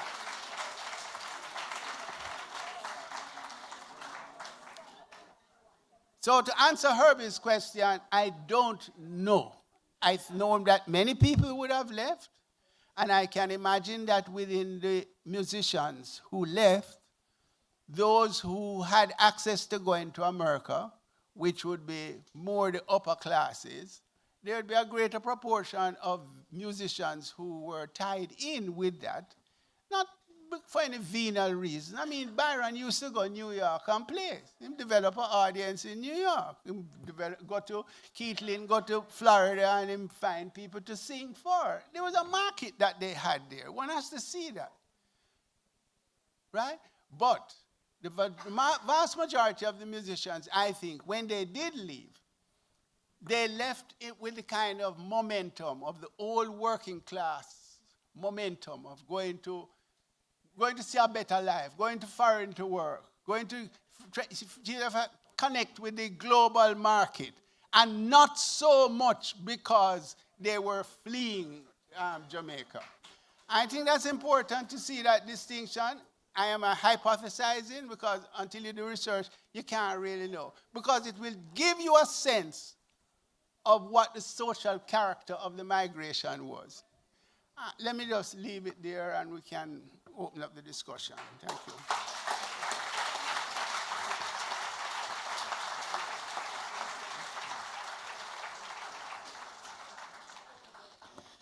I'm Banya. Is it any wonder the man is a lecturer for over 47 years and he should be doing another 20?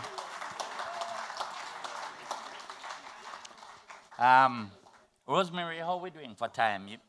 We all right? Because I thought, boy, the amount of time them have for this is so long we can talk. But I don't know about dinner, but I could just listen forever to these guys. But questions, Herbie? Let's go to the audience. We have our panelists. You all have mics, so you can pick up the mics. And if anybody has a question for anybody, just identify who you want to answer it rather. And fire away.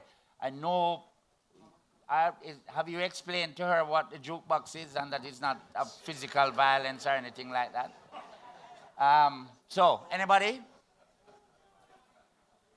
Anybody with a... So, all right, so fire away. I can't see you because...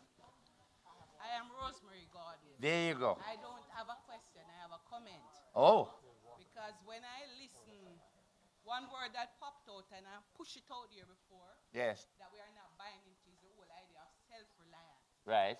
Because unless Jamaicans realize that it is your duty to see how you are going to make it out of the rut you are in. When I look and see many of the struggles we are having as a people, light bill, heavy light bill, and yet we are consuming more and more. And when I look, and the man comes to work for me, and he tells me that he has to pay $8,000, my little $1,000 work that I giving him, and him tell me that him light bill is 8,000. I said my one is 750. And I realize that unless we start realizing the only way to get money in our pockets is to minimize how much you're spending. You see the lady come and she come to your house, instead of bake little pancake and so, she come with one big bowl and break a little piece of the baby, and yet you tell us a life hard. So I'm saying unless as a people, we start looking, go back, do a little backyard thing. Go back, do a little cassava and grate it. No matter what you do, most of your thing is based on importation. Unless you start go back and so you can hold your little money in your pocket, unless you can plant your little thing in your backyard. I don't go supermarket, I go market. Because I realize that supermarket means you're paying super prices. So go back and realize that what you have to do to get yourself out of the ruts. All right. I think Wayne is going to be a little disappointed you don't go to supermarket, but... And by the way, if I go to the market, I pay super prices as soon as them see me coming. But I hear your point. All right, I think we have someone else there, yes? Yes. Thank you. My name's Carter Van Pelt. I'm the one who raised his hand who's from the United States. And I work for the Chins. I work for VP Records. And I think Ms. Pat didn't quite catch your question earlier about records and manufacturing records. So I'm going to do something that's probably opportunistic and capitalistic because she still has a record store in New York. It's one of the longest running record stores in the Northeast. VP Records, it's the legacy of Randy's Records on North Parade. And we have vinyl. And we just put out an album, Nadine Sutherland's on the album. It's called We Remember Bob Andy and Professor Witter. It's got real live musicians and real music. So VP Records is still involved in the whole spectrum of Jamaican music from then to now. And I just had to take that opportunity. Just an American to make a plug, but yeah, great.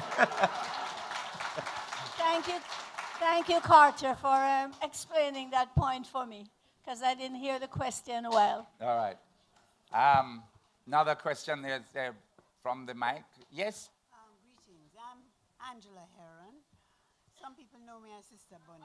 Mic up there. Okay, I'm Angela Heron. Ah, there we go. Some people know me as Sister Bunny. I was Angela Cunningham at UWI. Mikey, I can't think of how long you and I go back. But a lot of what you said resonated with me.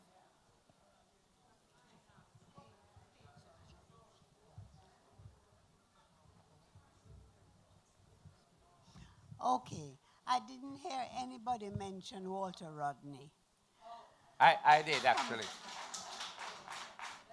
Me personally, Walter was the person that changed my headspace when I went to the university. I was a nice, brown-skinned, middle-class girl. And it was Walter Rodney. He made me know that I was non-white. I was black. I never knew before I went to St. Andrew High School. And don't joke, Walter really caused the change.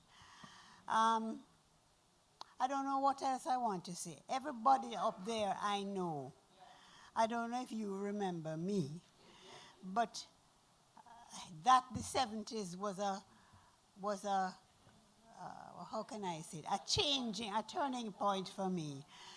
I think two things caused me to keep myself quiet. One, I became Rastafarian. And two, I had 5 children. Boop, boop, boop, boop, boop. So that will do it.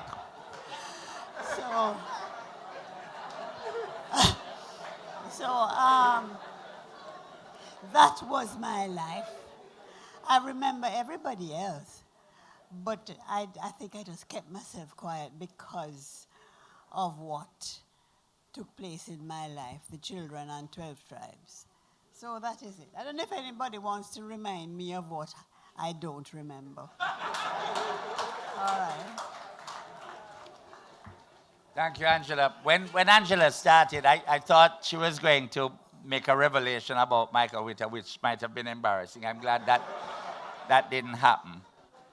But it's like an interesting comment about what Walter Rodney meant for her, because, again, I remember in the 70s where when you made reference to our African antecedents, there were people who said, we are called African. I am not African.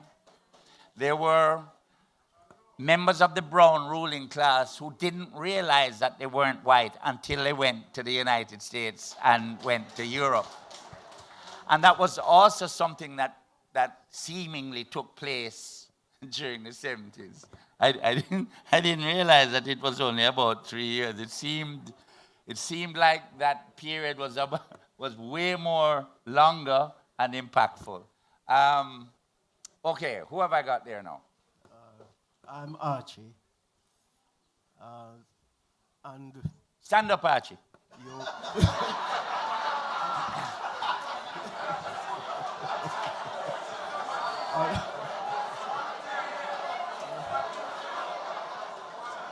I'm so sorry. I was just about to tell you that everybody call me Tall Man. But of course.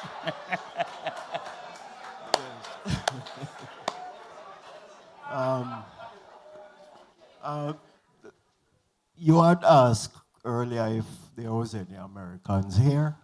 Yes, there are. The CIA wouldn't miss something like this.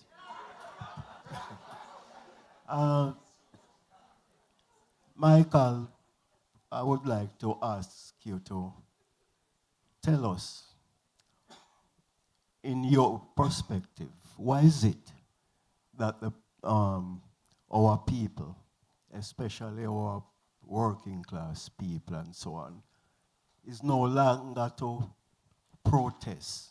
They take anything, we take anything that is thrown at us. You know,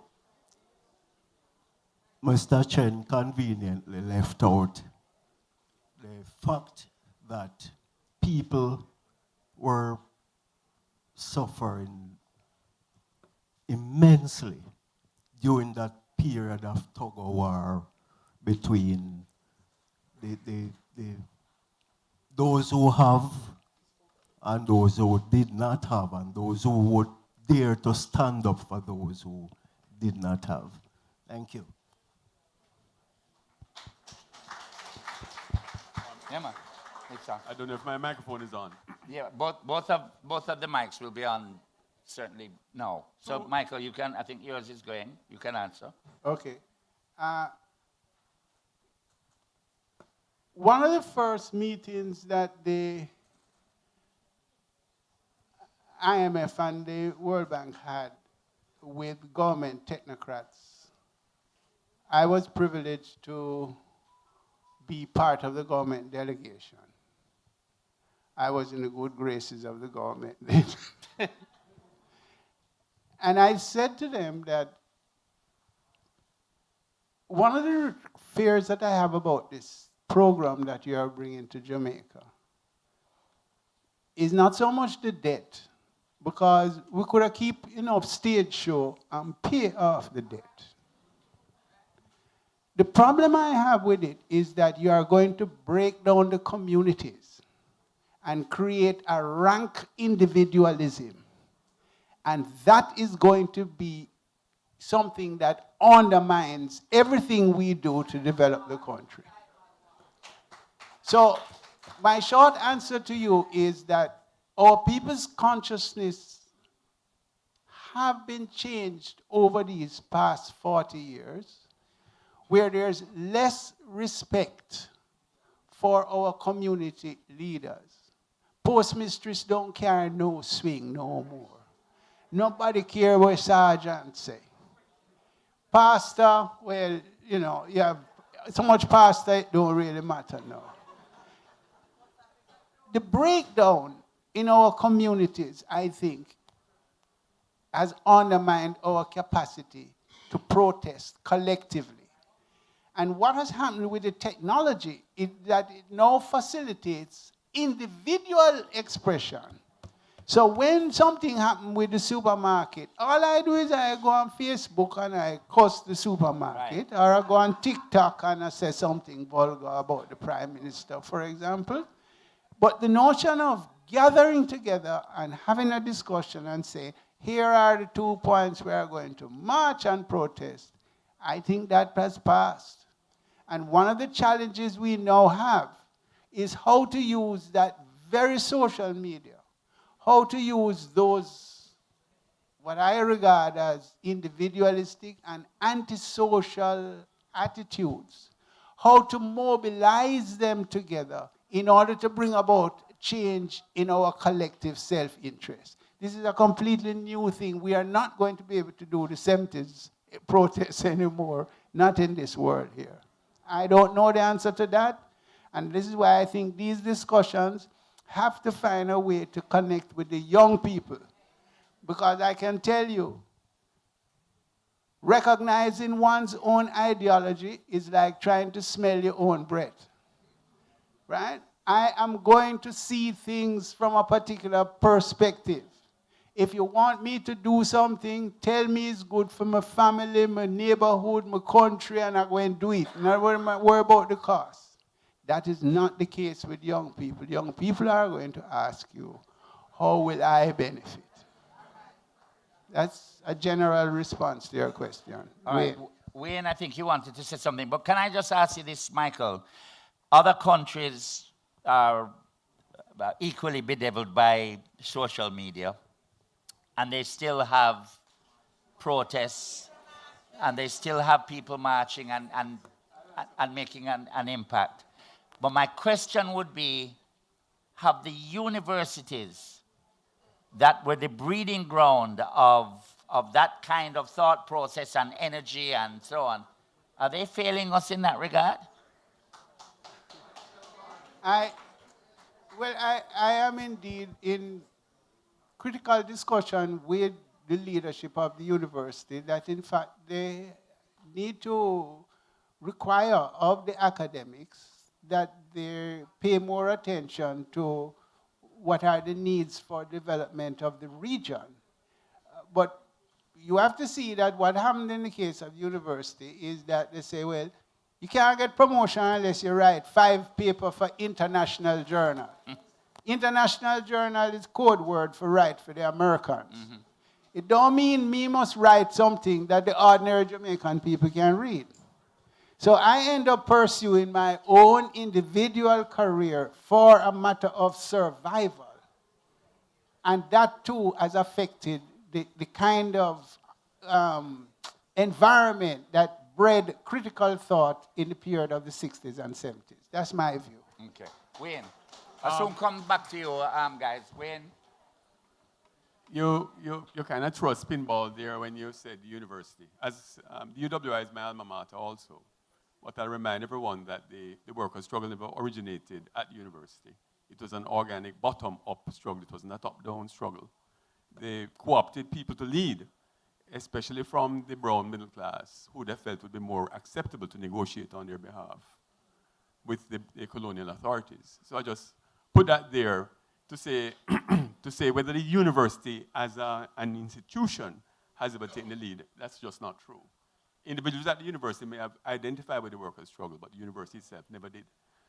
So that's the first point. In fact, if you look at Walter Rodney's comments on the rum-sipping elite at the senior common room, you will understand his own view of the university, where he went into the street and engaged. Groundings with my brothers was in the street. It was not university. So that is just a historical fact. The second point is, yes, Archie, I feel your pain. I thought my whole presentation was about the pain felt by many, many Jamaicans, including ordinary Jamaicans, in the 1970s. In fact, I likened it to a trauma. And the fact is that we may be likened it to a trauma. And the fact is that we may be 40 or 50 years removed, but the trauma still exists within our society. And the evidence of it, the clear evidence of it is we have now 60 years of independence, and you cannot find a history textbook that contends with that period. We are still using Clinton Black in some schools. Clinton Black was published before independence. And the fact that we can't even agree on a uplifting and truthful and positive national narrative is ongoing evidence of the need for reconciliation. On the point of why there is more protest in Jamaica, I'll tell you this. Jamaica is one of 3 countries in the world, 3 developing countries, and continues to develop, that has remained a democracy for 60 years. If you look back to 1962 in terms of being an unbroken democracy, it's only Costa Rica. And some might argue that the state of emergency, 76, 77, might have represented something of a rupture. But no, we had elections during the state of emergency. India is the third that could be commended as a democracy for 60 years. But they are not as democratic as Jamaica. Let me just be blunt about that. And especially now under Mr. Modi. Exactly, I won't call the name. It's very undemocratic. So how we have modeled through, I think Orlando Patterson wrote maybe 25 years ago, that Jamaica has tried to do what no other country has tried to do, which is to develop, include, and lift up its people by democratic means. It is something, and when you talk about Jamaica punching above its weight, and when people listen to Jamaican International Fora, it is largely because we are trying to build something that has never been built before. you ask about the lack of protest despite ongoing trauma in the country. And we don't pay sufficient attention to institutions that we are building even as we are going. I will go back to 30 years when Portia Simpson Miller was the Minister of Labor. We established a little institution down at the Ministry of Labor called the LAC, the Labor Advisory Council, which is a tripartite body that brought together the leaders of business, the leaders of labor, and the state. In its nascent form, it was an early form of formalized social dialogue for Jamaica, which has been built on over the years, even if not formalized until 2012 when we had the formalized signing of the social partnership. And even though the social partnership has been largely ignored, the lessons of the LAC and the dialogue it produces and the diffusing of tension. Remember when the Ethiopians sang Everything Crashed, you know? It was because we used to have big strikes in this country on a rolling basis, even when the social pressure was less, was less. We have gone through our own program, and you see, we mischaracterize programs when we talk about the IMF program. The program, when we had the Memorandum of Understanding with the public sector workers, now going since 2013, was not really an IMF program, and it was our program endorsed by the IMF. Because the IMF and the Washington technocrats in 2013 says, Jamaica cannot do what you are saying you're going to set out to do. It was as blank as that. 2/3 of the technocrats in Washington said that it was foolhardy and impossible what we were setting out on. I would like to add a quick thing about protests. Protests are going on every single day in Jamaica. The non-compliance. What we think of protests is people marching, gathering, having up signs. And I'm not just talking about the taxmen. I am saying there is a group of young people who feel marginalized, who have chosen the most negative form of social protest, criminal activity. They don't care. They don't think the system is for them. And they are open about whether they're scamming, whether they're robbing, and they justify it, they rationalize it. It is a form of protest. That they are not part of the society. They are not part of our rules and order, and they are going to make their own survival agenda. All right, thank you. That is a profound and fundamental point, but it underlies the need for that bringing back together of the society. Because even as we have record low unemployment, when you look at the percentage of over 18 or the 18 to 65 actively engaged in the formal things that you and I take for granted, the number has not, the overall number has not, the overall number grows, but the number engaged is not growing. All right, folks, I'm told I have about 12 minutes, so let me get to your questions, and if we can keep the answers relatively brief. Hi, my name is Shriek, and I run a YouTube channel called Reggae Interviews. As you've guessed from my accent, I'm from England. My question to the panel is, I come back and forth to Jamaica to try to preserve the musical legacies that many of our artists from yesteryear have helped to develop. Is Jamaica doing enough to actually maintain that musical legacy, or is it being taken over by the rest of the world? Pat?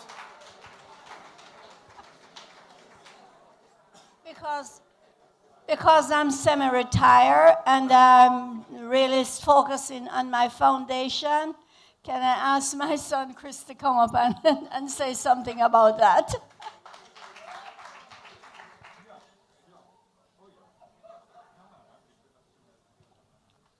Well, as a company, VP Records consider ourselves a Jamaican company.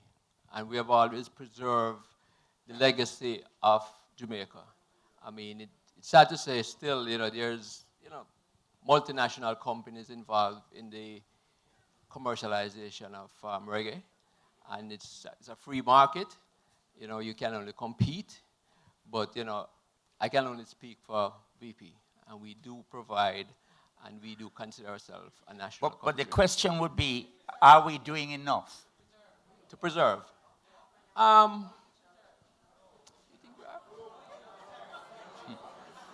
You can't say no, It's a very diverse question, to be honest with you. You know, as an individual company, we think we are.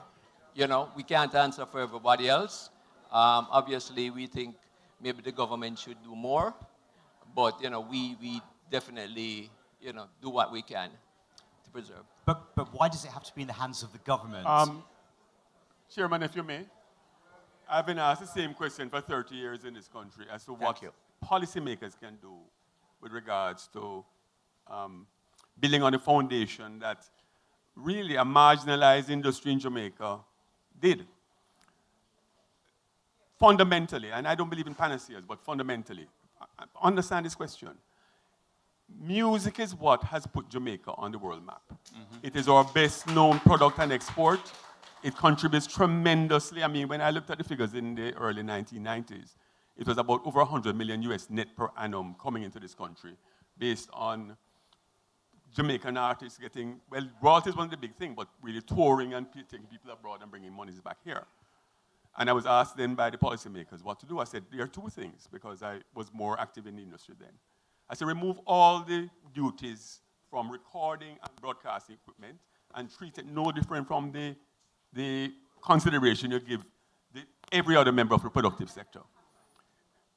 That's what needed to be done. But the second one that is still not addressed is expanding music education into all our schools, not just as a tertiary subject at Edna Manley, which is doing a good job at that level, but in the primary schools and infant schools, which I was used to when I grew up a long time ago. Little Bolingbroke Infant School in Port Antonio had music teachers and a music department, and I was totally talentless, but I was taught. And somewhere, my maroon cousin, Vivian, is calling out in the audience. But the fact is that we have not addressed that. I mean, I know Jamaica still has challenges with basic early childhood education, literacy, numeracy, and so on. But music education and educating in the skills that supports a music and recording and ecosystem would do wonders for the music in this country. All right, I have to move on. Next person. Of course, if we put the same emphasis on the music industry that we have with tourism, we'd be brilliant. Mr. Chair, my question has nothing to do with tourism. Your question? I said it has nothing to do with tourism. I have 2 points. A gentleman asked about, is there any research, any publication to which he could refer, I think it was you, that would at least lay the foundation for understanding what happened in the 70s. Yes. Google a document, a book called The Struggle in the Periphery. Michael Manley. Michael Manley. Struggle in the Periphery. I mentioned the fact that he was probably one of them who had documented I'm that. just saying it is a good reference point. Right. Michael had a way of paying attention to details. That leads me to a comment I'm going to ask my colleague Michael Witter to complement. In that book, he details the conversation he had with Henry Kissinger when he came to Jamaica and threatened the country through the Prime Minister. What would happen if they dared to support the Cubans going to Angola? Oh, yes, it's there. I think, who was it? Wayne referred to it. Yes. What I'm saying, I'm just saying that I agree people are asking for credible references. Yeah, I've long passed the stage of listening to what somebody says, and therefore I'm obliged to believe. Search, the references exist. That is a good place to start. Okay. And what Henry Kissinger has done to me and some of the social philosophy behind an IMF agreement is to really say to you, you don't really have what it takes to do what you need to do. And the IMF knows. No, there's some truth, part of it, but that's not all of the story. And that disturbs me greatly because it dumbs down the innovation and all the critique, the interesting ways we could generate economic activities in Jamaica. But you have to match their conditions. Thank you. Thank you. Good afternoon, brothers and sisters, comrades.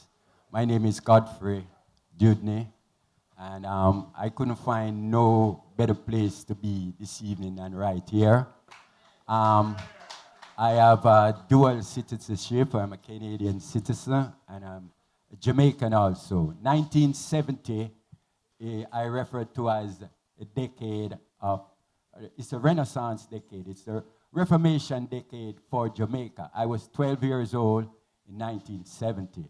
So I'm just going to put out some stuff here. Maybe the panel can, 72, as a 14-year-old, I can remember campaigning for Michael Manley.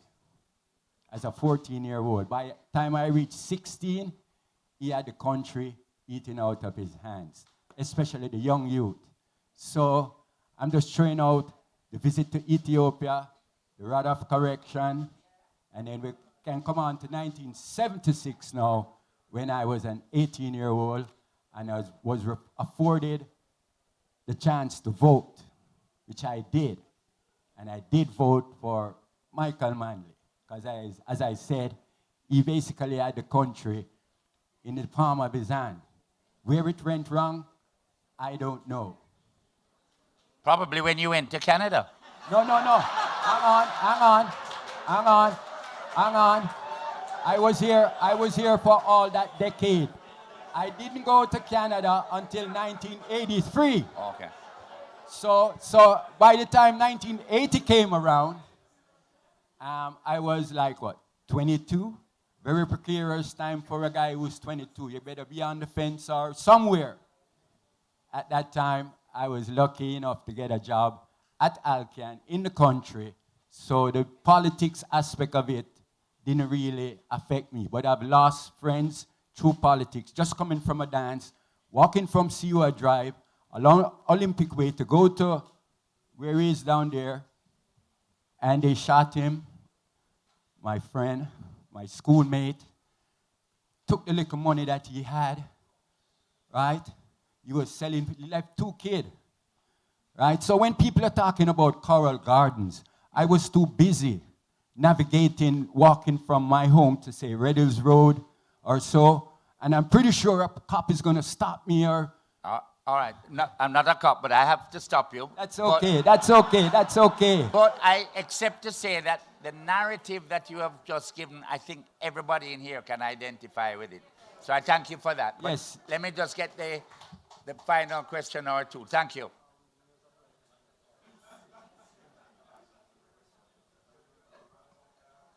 You made reference, Simon, to, my name is Michael.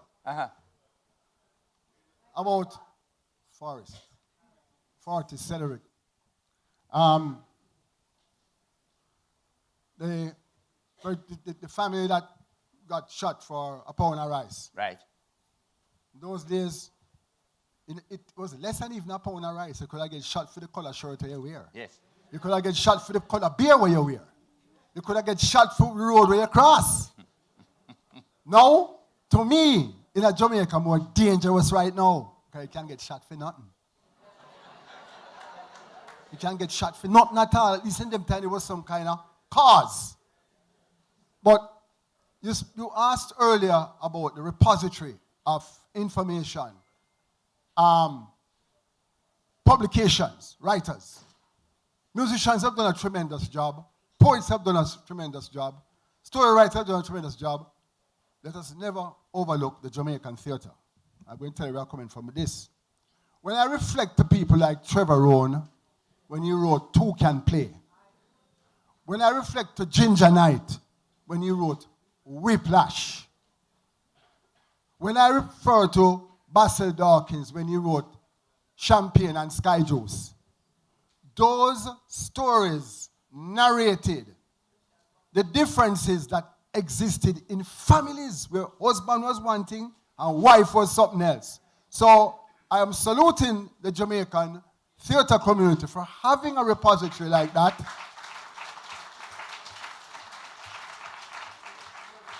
I am saluting Dr. Michael Witter when I was training to be a brigadista. And he came to the Jamaica School of Agriculture to speak to us. That's the first time I came across the doctor. But I won't quote many of the things that he said now. But thank you for listening to me, all right? Okay, good. Thank you. All right, final question or statement or pontification, whatever it is. Good afternoon. My name is Shelley Trim. I am part of the generation of children whose parents left Jamaica and have returned. Of me and my 4 older sisters, I'm the last, and I'm the only one to have returned to Jamaica. And I've been here for about 13 years. But my question is, I mean, you made reference to it a bit earlier about things that are internally or quintessentially that could be considered Jamaican, but other people are profiting from it. And you touched a bit on the cannabis industry and what's happening in the US versus what's happening here. And not even just the US, Japan, Europe, a lot of different places are taking this, and I'm sure along with it can be reggae and other things that are associated with the cannabis and cannabis licensing.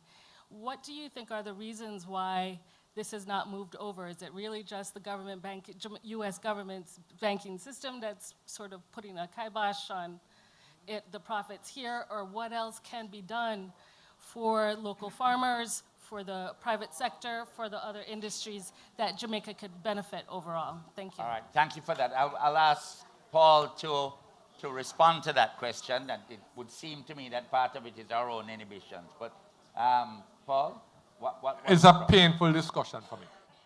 I'm 70, going on 71, so I must be coming from prison, not going to prison. I'm involved in the wrong side of the ganja industry, the regulated side. So I have 4 licenses, and everybody is battering and suffering in the regulated industry.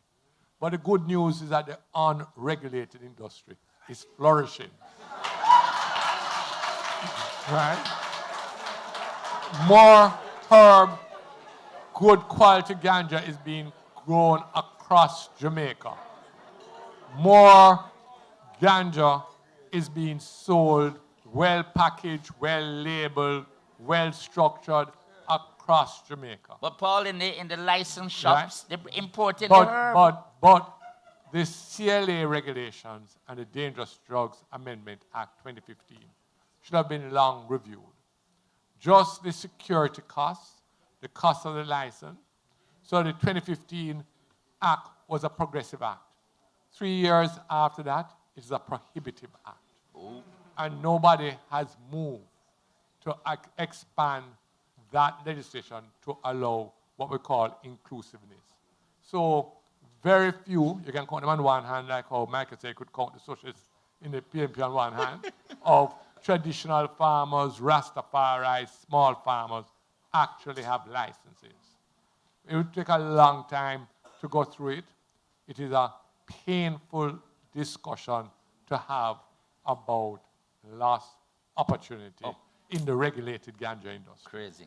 All right, I've been told we can take the 3 questions that that's are it, there. all in the industry. Old style was like listen to this. I've been here now going 48 years in music.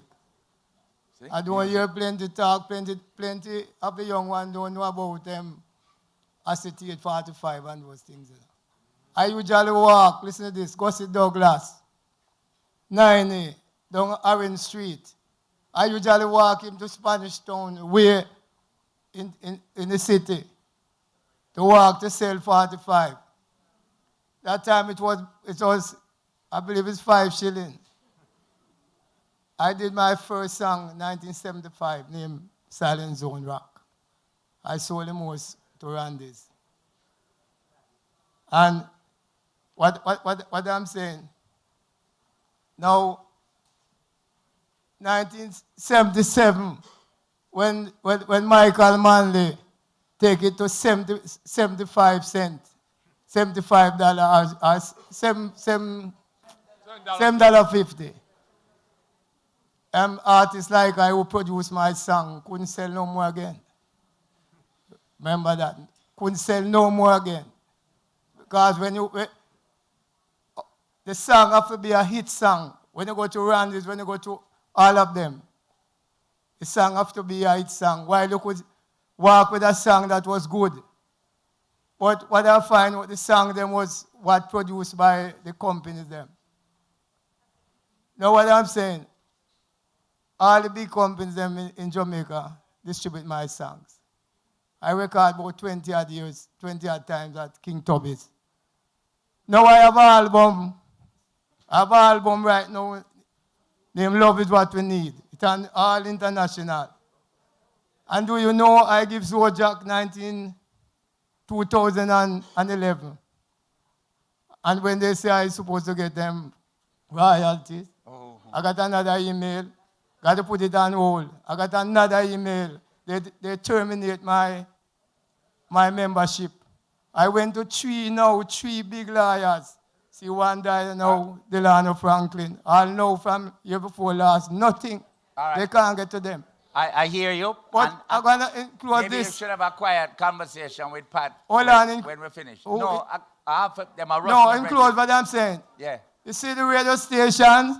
They are the one who contribute to crime today. Bonfire upon them. All the songs that I sing is love song and they don't play it. When I bring it to them, they reject it. All right, Paddy. Thank you. All right, last one. Last two. All right, very quickly with the question. The people getting restive. They want the music. Hi, hello. Uhuru, everybody. My name is Janelle Owens, and I have a comment/question. I'm relatively young, and I still experienced an education system that did not really educate me as to who I am as a black woman in Jamaica. And I really appreciate this discussion and the mention of Trevor Rohn and other cultural people. When I was in school, I didn't encounter any Jamaican playwrights until sixth form. It was all Shakespeare. And yep. I was wondering, with knowing that we are a people who descend from Africans who were forcibly dispersed around the world for our labor, would you say that with the lack of an economy that is self-serving to the people and a lack of an education system that allows the young children to know what kind of legacy that they are stepping into as an island that is the home of Bob Marley, Marcus Garvey, Michael Manley, and all of these people, would you say that when immaculate girls graduate from school and their first prospect is to go to university abroad, that this would count as the forced dispersal of our people to give our labor to others rather than returning our skills to the nation that we actually belong to? I'm gonna ask Michael to answer that, and just to say that most of us in here bad minded for your youth. Michael. Yeah, and indeed, it's surprising that even now, when we know that our colonial education system needed to be changed in order to, stimulate the creativity of our people, we are still facing that kind of thing. And indeed, one could argue that it needs to go much further than that, because if we don't find a way to socialize our people, then the kind of violence you're seeing in schools and, the behavior of our people is not going to help us in terms of development. So your point is well taken. We are way behind. All right, I have to move on. Thank you for that. Just to say that whilst I was born in Dulwich in London, I learned more about the British royalty at Jamaica College and at Mona Primary than I ever did in England. Just to emphasize your point. All right, final questioner. So I won't say that my favorite novels are 19th century British classics. I won't say that. What I will say, though, is that I'm the generation that has been forgotten, the one born in the 70s. We talk a lot, your generation speaks about the 70s and what happened there and the impact. And then you refer to the young people, which for me is below 30. And so I'm in that generation that we don't remember, the ones at the crossroads. So I wanted to ask a question, and I suppose how much you think the business class or Jamaica's business class really contributed to the destabilization of the country at that time.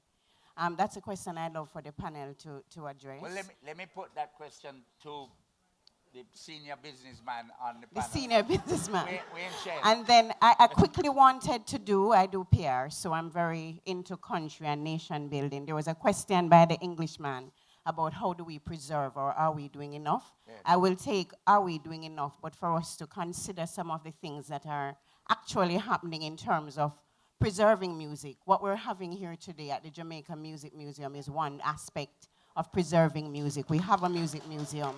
Two, check JIPO and see what they're doing in terms of protection and copyright issues to see that. Wayne mentioned the duty-free. For some, there is a registry for entertainers who know that they're supposed to register so they can legitimately get those things. So things are done. And I do agree there is more to be done. But I think just because of the optics and the publicity, because nothing was suggested for the preservation, I wanted to state where we are as a nation, and then we can have the discussion about where we're going. So the question on the 70s. Thank you. I allowed her to continue even so long, despite the fact that she has turned on many of my advances. And we'll probably do so a little later on. Wayne Chen. The first point I want to make is that there is a myth about the business class. I guess in a sort of aggregate way, there are a lot of different business people in Jamaica. Tens of thousands of entrepreneurs. The majority of businesses in Jamaica are small and medium enterprises. Their economic contribution, I mean, outside of the capital-intensive sector that I touched on earlier, the bauxite aluminum industry, which is a big contributor, up to the late 60s, the sugar industry was a big contributor. Tourism, which has continued to grow over the years, is a tricky one because the figures are not disaggregated as tourism, but we know it's a big contributor based on what we see in other tourism-dependent economies. So the question is asked, how much did the business class contribute to destabilization in the 70s? That's a difficult one to answer because that's really a chicken and egg situation. I look in front of me and see people who I knew growing up. I grew up in a business family, but my people were not born into a business class. My grandfather, my paternal grandfather, was a small shopkeeper with 0 employees that had a pit toilet in the back up to the time he retired in the 1960s. He and his wife worked over a shop counter for 40 years. My parents started from 0. And when I say from 0, my mother went to St. George's Girls. And was accepted at age 14 to go to Wilmer's Girls. Uniforms were bought for her. And 2 weeks before she thought she'd have gone to Wilmer's, the uniforms were folded up and put away because there was no money to continue her education. The same for my father. Went to Titchfield up to the time of junior Cambridge, 2 weeks before he was taken out of school because there was no money to pay the exam fees. So they started from a very low base. So the question is asked, me looking at my self-made family, my self-made parents, start with nothing, start with a small store on West Street in Port Antonio, Chen's, for those of you who remember, dry goods store, no employees, and gradually building it up to the point where they had a toy and baby store in Mandeville that had to close in 1974 because all imports of toys were banned. Luckily, they were able to buy a small supermarket because the family who owned it were leaving the country. At no time was anybody talking about destabilization. The only thing that we talked about in those days was the struggle to get basic goods because there was no basic goods to satisfy. When I say no, very little basic goods to satisfy the needs of our customers. They sold the store in 1978 because there was not sufficient. And even though they were not being abused because the community loved my parents and they understood that goods were short, but they could not take the stress anymore and they sold the store and went home. So when you ask about destabilization, I can't speak to destabilization because all I saw around me were struggling business people who could not get sufficient supplies to meet the needs of their customers. I would love to know about the PSOJ because I'm a countryman. If there was a business elite in Kingston. But if you recall, the PSOJ was formed around people like Carter Alexander, who was at the time, JC old boy too. But I want to make one point about it. Business, for those of you who don't recall, was not a slam dunk. Even the large distributors like the Grace Kennedys of the world and the T Geddes grants some demised in the 70s, you know. Who remembers Brighton and Evelyn? Brighton and Evelyn went bankrupt in the 70s. Yes. So it was not a slam dunk. I see Pat wanting to say something Yes. finally. And I would want to say and then something Paul about the wants to say something. destabilization. And I have a feeling that in the terms of the business class that the question was about, really wasn't about Bunny the Peanut Man. I think it was about big business. But As I said, 80% of the business in Jamaica, if you discount the large multinationals, But it's the the large- small and medium enterprises. okay, Pat, But we're not talking about the peanut vendor. right. No, I wanted to follow up about if VP could do more. You must remember that we have always invested in Jamaican culture, it's music. So people think it's easy, it's not easy. We're like a tiki fish in America. But we have always give back to Jamaica by making new artists, producers, singers, and whatever. So it's a hard journey to be in a big country like America, but our first was always to embrace our culture and our music. And we have done that over 45 years living in America, and we're still doing it. We have a long way to go, but I think, again, that we have to have more discipline. If you book an artist, you don't make him fly with 20 people with you, or you don't miss the flight all 2, 3, 4 times. That the person who will bring you up cannot even make you come another time. There's a lot we have to learn in this little country to be with the other bigger countries. All right. So- Finally, Paul, the question really wasn't about the 80% of small businesses that win. Okay, but let me just wrap up with Paul. So I said, No, I may run things, you know, on a hold on. So, oh, Paul, no, wait, 1 Papa. minute. Yeah. Let me go ahead. As I told you, I kept my comments very short in the opening remarks, but I want to say a few words about this.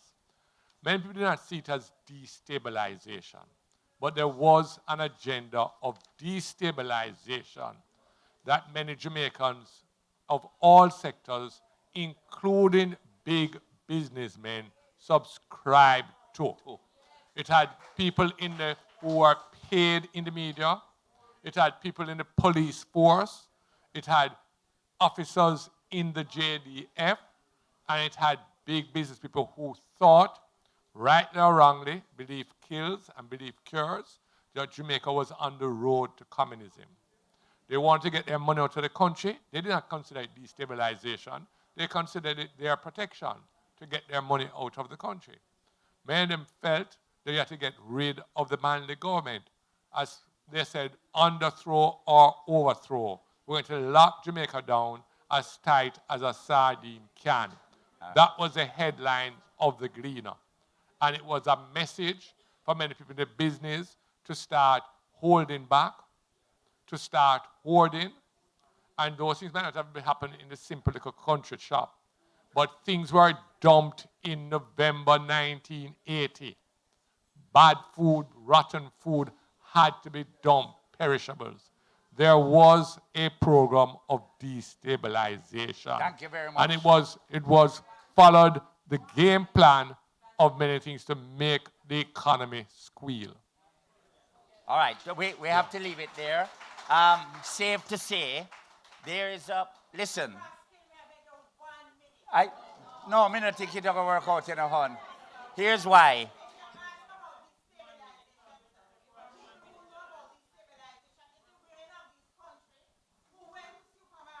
But it just,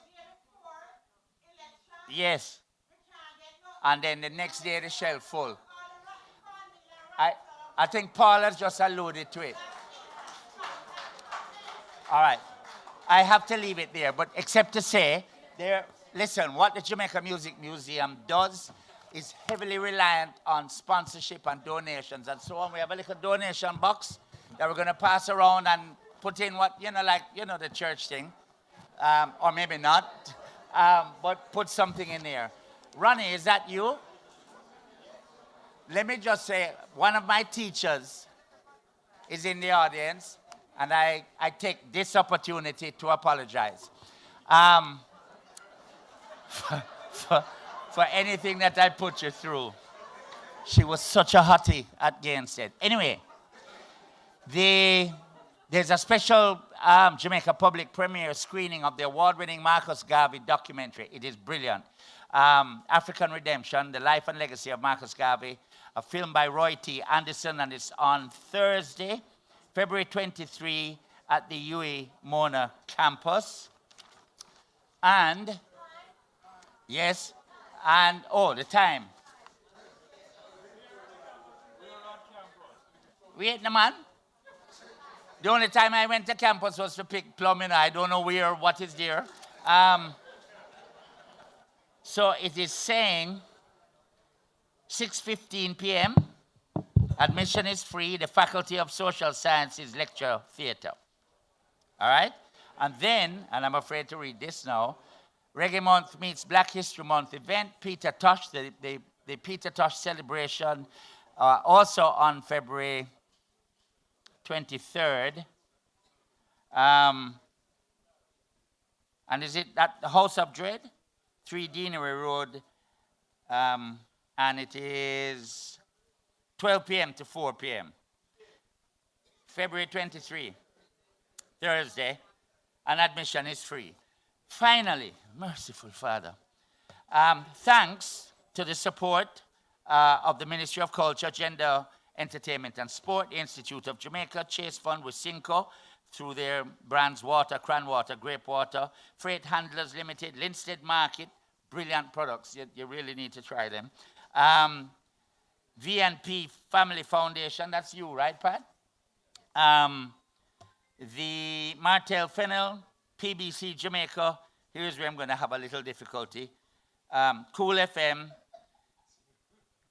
IRI FM, Nationwide News Network.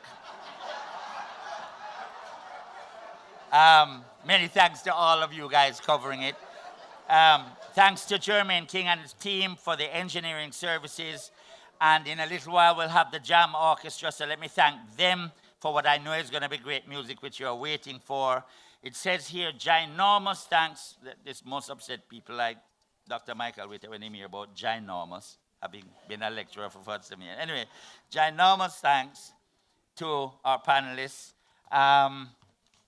And to Herbie and the team for putting all of this together.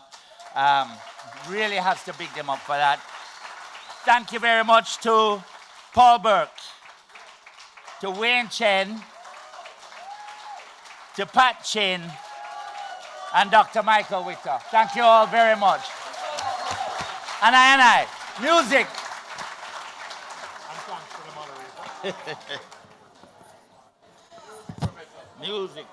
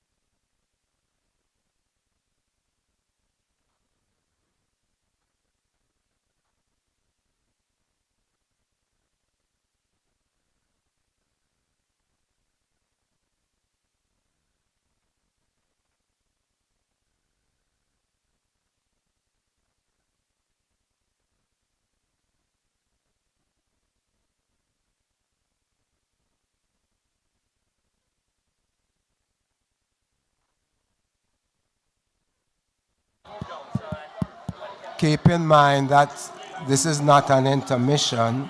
We're going straight into the music, after which you can indulge. So those of you clamoring for the music, it's coming up shortly. You good?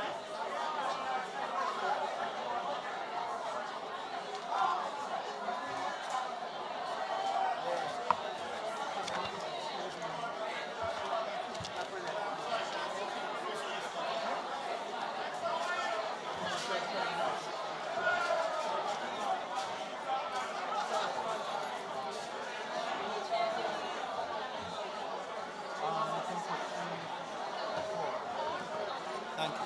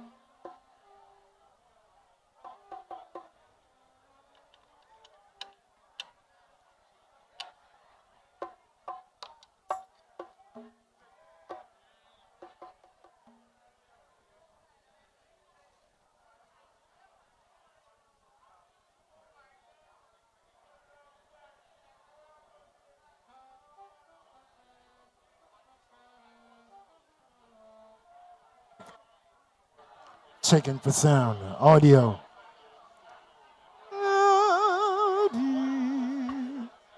136912. Audio, checking for sound.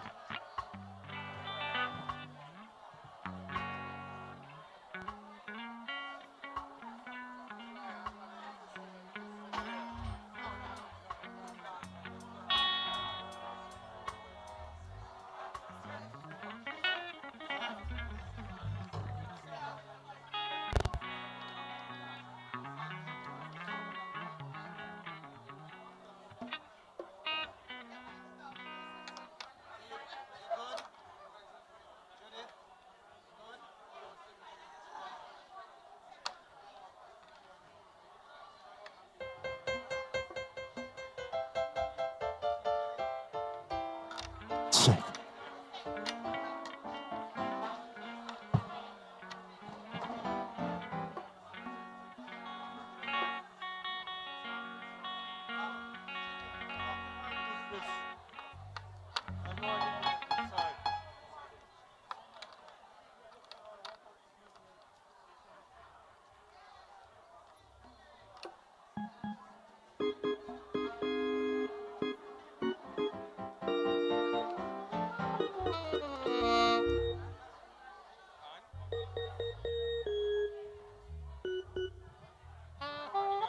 We're not hearing, it's very low in the monitor.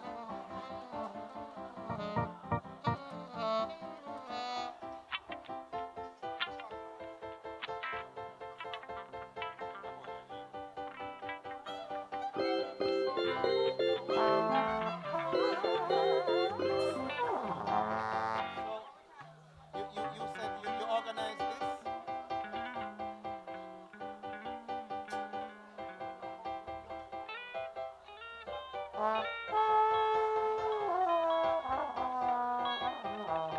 Sir,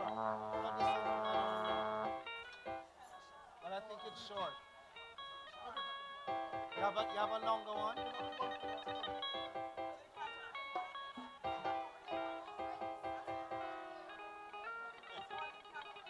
So he's gonna tell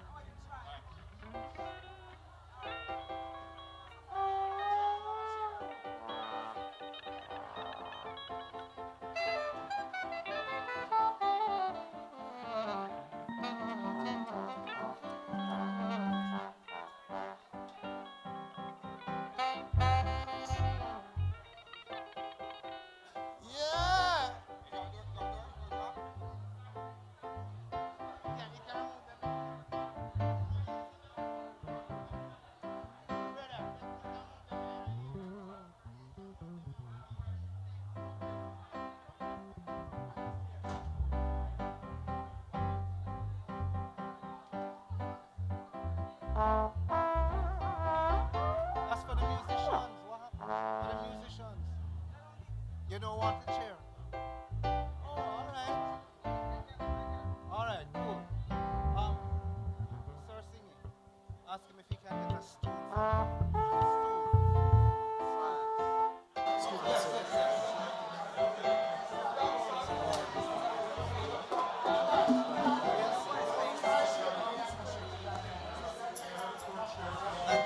This belongs to you. No, it stays right there. It was there last week and we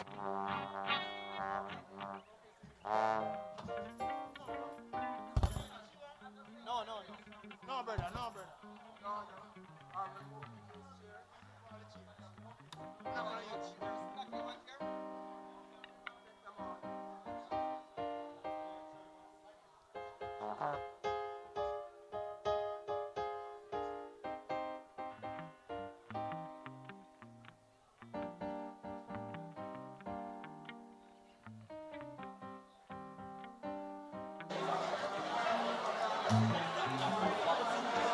Hello, hello, hello. Please. People. Hello. Woo-wee.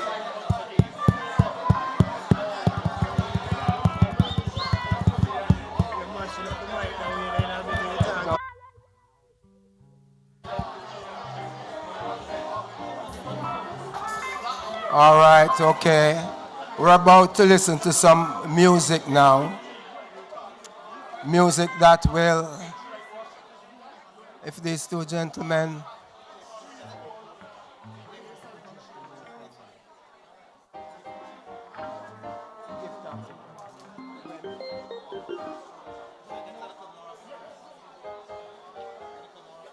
but you can see it later. Give thanks, Mikey. Really appreciate it. Yes, as the musicians organize themselves, people, please, please, please.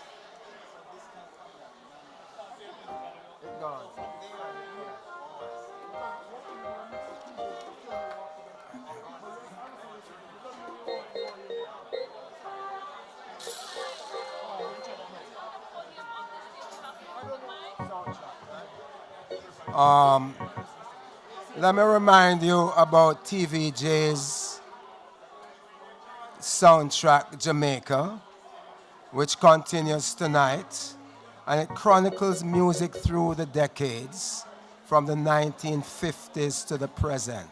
So that's on TVJ, 8 p.m. each Sunday night. It's called Soundtrack Jamaica. So please, when we leave here, we'll give it a listen. In the meantime, let's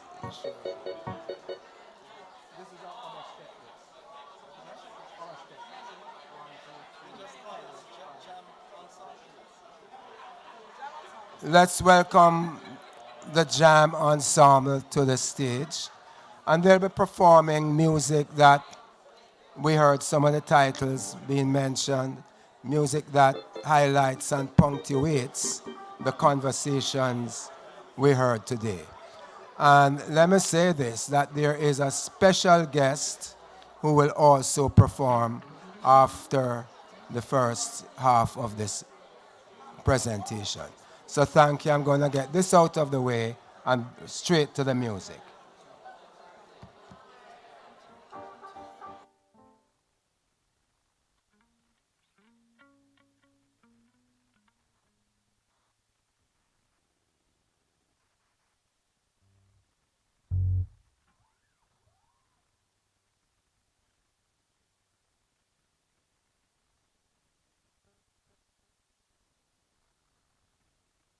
Two, one. Check your vocal mic. Audio for sound. 1, 2, 3. 1, 2. 1, 2, 3. 1, 2, 3.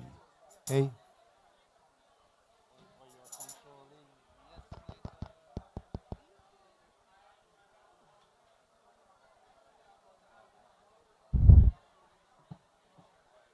Audio. Yes.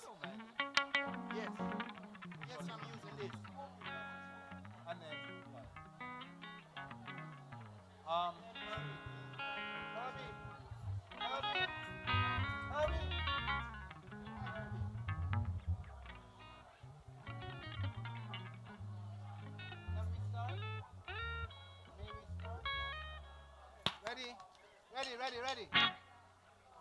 Ready.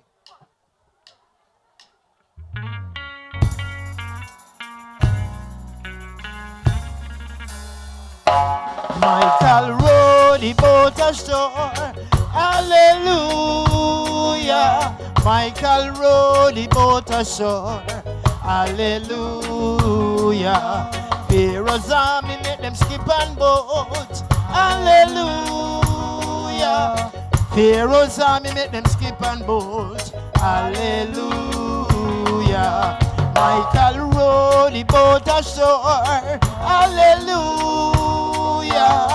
Michael rowed the boat ashore. Hallelujah.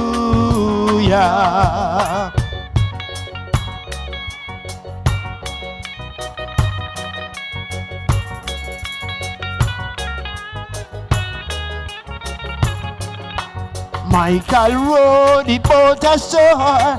Hallelujah. Michael rowed the boat ashore. Hallelujah. Pharaoh's army make them skip on boat. Hallelujah. Pharaoh's army make them skip on boat. Hallelujah. But Michael rowed the boat ashore. Hallelujah. Michael rowed the boat ashore. Hallelujah.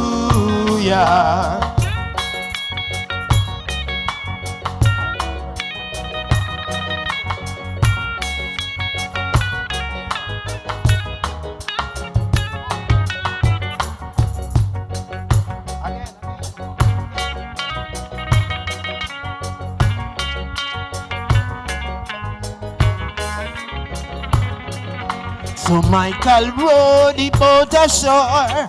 Hallelujah. Michael rowed the boat ashore. Hallelujah. Me sister, yes, she trimmed the sail. Hallelujah. So Michael rowed the boat ashore. Hallelujah. So Michael rowed the boat ashore. Hallelujah. Michael rowed the boat ashore. Hallelujah.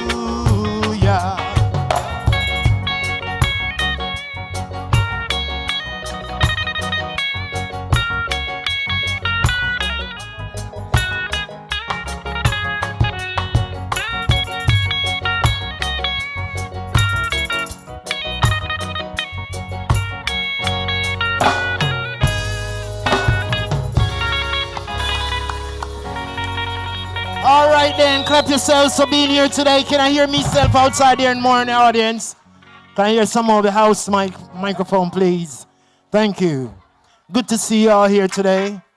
I hope you all enjoyed the lecture. Did you all enjoy the lecture?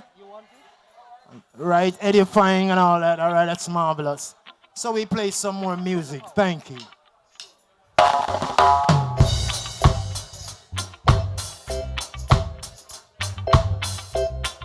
You must know this one. Oh, let the power fall on I, for I. Let the power fall on I. Oh, let the power from Zion fall on I. Let the power fall on I. Oh, divide justice, peace and love, for I. Divide justice, peace and love. Tell I how long how the wicked reign over I. Will I justice, peace and love. So let the power fall on I, for I. Let the power fall on I. Oh Zion, let the power from Zion fall on I. Let the power fall on I.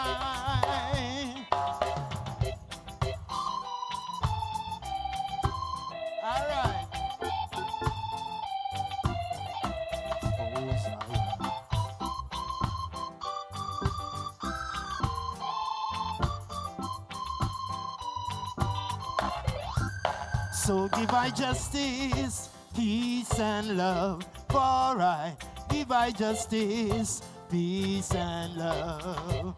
How long will the wicked burn, for I give I justice, peace and love. So let the power fall on I, for I let the power fall on I. Oh Zion, let the power from Zion fall on I. Let the power fall on I. So let the wicked burn in flames, for I let the wicked burn in flames. So how long will the wicked to ash, for I let the wicked burn in flames. Sing, people, the power fall on I, for I can hear you. Let the power fall on I.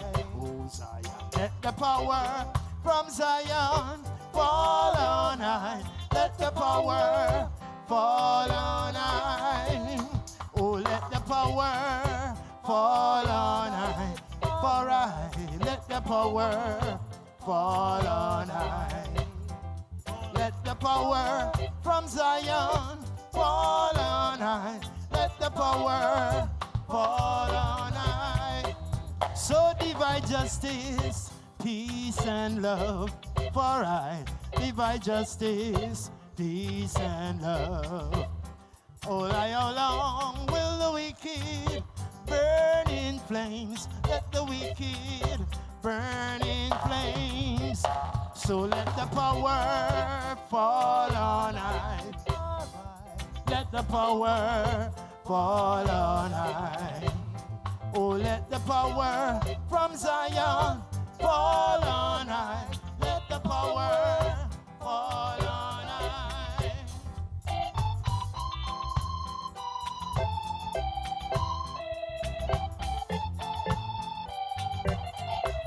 Oh, Zion.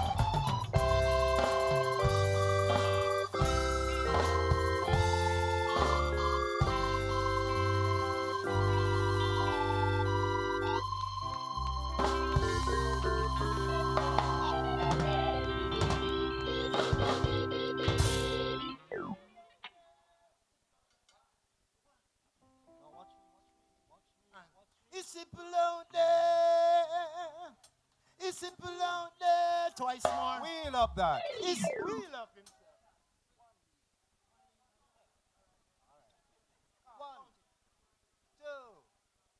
1, 2, 3. It's simple out there. It's simple out there. All right.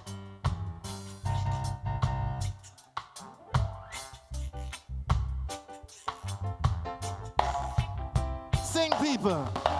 War in a Babylon. Tribal war in a Babylon. It's simple out there. Oh Lord. It's simple out there. War in a Babylon. Tribal war in a Babylon. It's simple out there. Oh Lord. It's simple out there. Baba man no like the dreadlocks. Dreadlocks don't like the Baba man. The policeman don't like the dreadlocks. The dreadlocks don't like the policeman, yeah. War in a Babylon. Tribal war in a Babylon. It's simple out there, oh Lord. It's simple out there. War in a Babylon. Tribal war in a Babylon. It's simple out there, oh Lord. It's simple out there. When come pride, then come that shame. A man pride shall go away now. Honor shall humble in your spirit. And you know that that Jah will bless it. Ooh, ooh, war in a Babylon. Tribal war in a Babylon. It's people out there. It's people out there. Oh gosh. War in a Babylon. Tribal war in a Babylon. It's people out there. Alright. It's people out there. War in a Babylon. War in a Babylon. It's people out there. It's people out there. Oh gosh. War in a Babylon. Tribal war in a Babylon. It's people out there. It's people out there. War in a Babylon.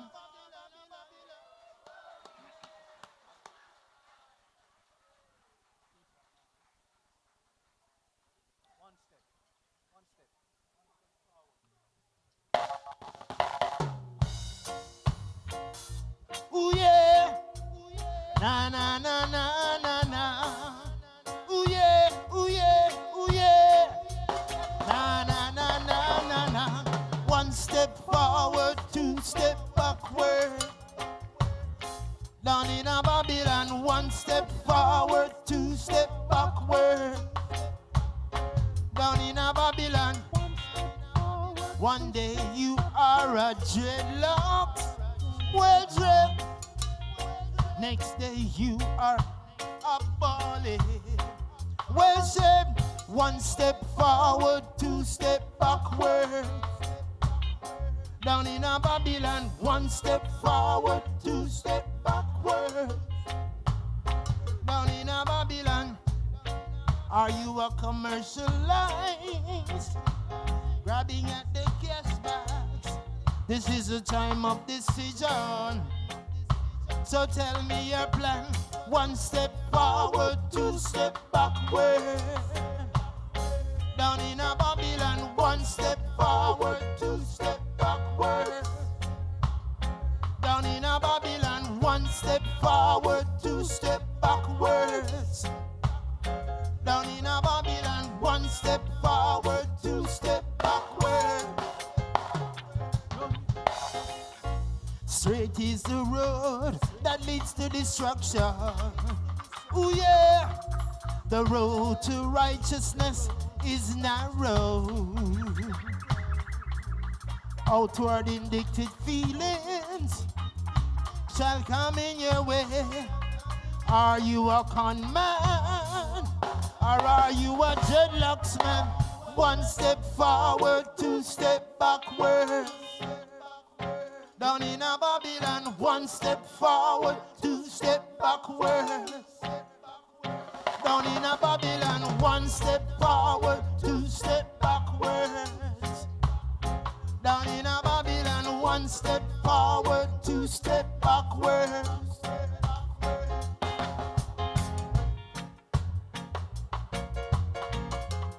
Na na na na na na. Ooh yeah, ooh yeah. La la la la la la.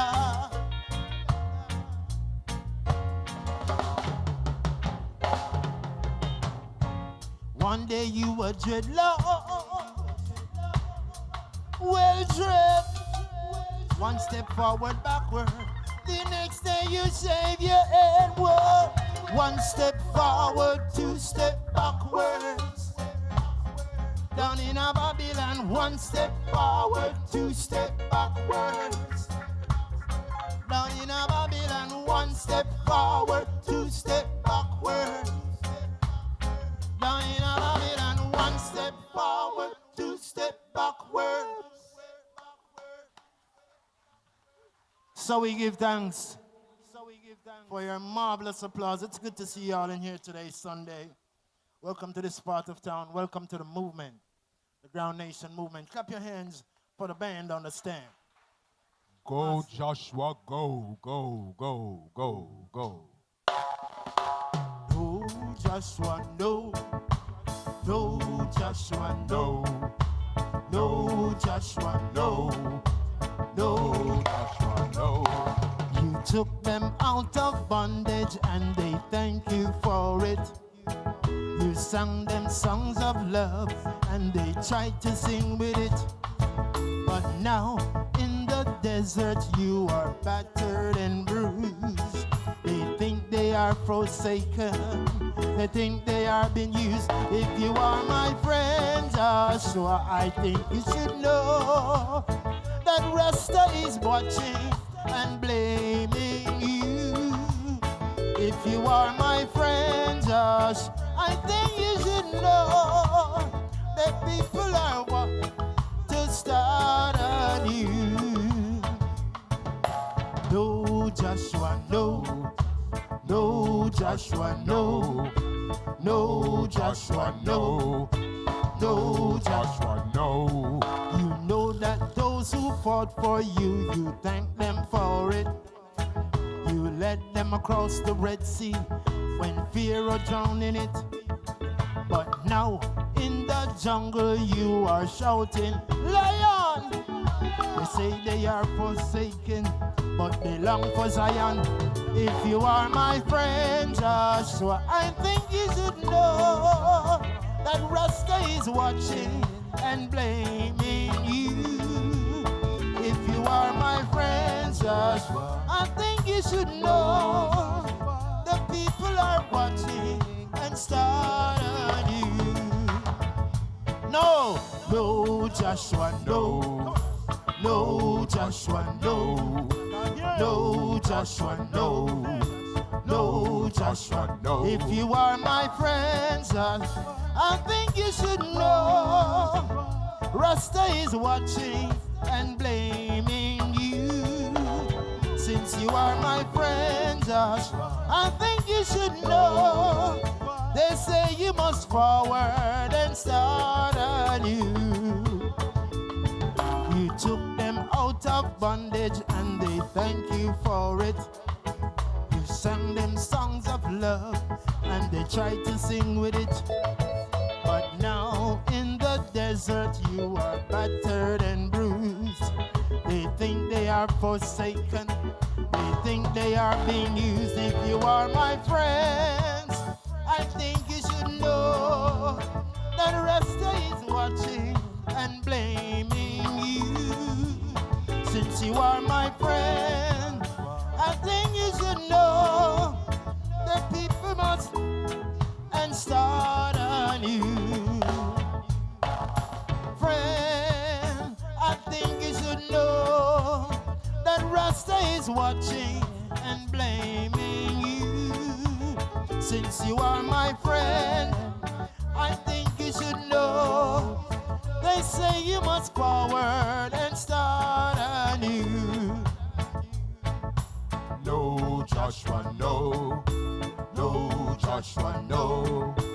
No, Joshua, no. No, Joshua, no. Give thanks. Right about now, we'd like to welcome a really enterprising person who sang these songs during these times when our struggles were going on, early 80s and all that. And I can relate to that, as most of you can. So I'd like you all to just put your hands together for a rapturous applause and welcome on our stage, Neville Struggle Martin. Put your hands together. All PNP in the house.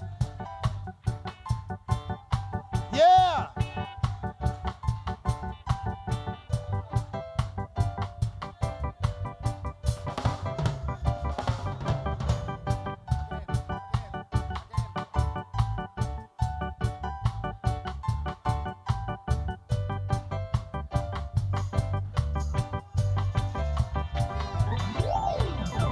After me give them my leader and that go on.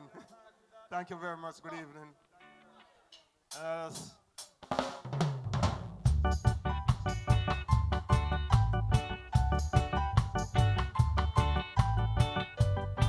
Hold on. Good evening. My name is Neville, affectionately called Struggle. My hometown, my district, everybody call me Struggle. because I live there, I grew there, I left there and I come forward there, and I live the struggle. One man tell me, say, I mention a verse in the song, say, I'm in the struggle too. So every time you see me, say struggle. I was born on a white man plantation. And I did have ambition from them time there. Never want to work with those people. And I grasped at the first chance that come my way. When I was in a local hills named Amitial in St. James, and I heard that the Prime Minister Michael Manley was passing through. And I say, I now met a trainer Levi. So I just spend my leader banner. He heard it the Thursday, he invited me to some shop square the Sunday. And my life changed from then. Thanks very much.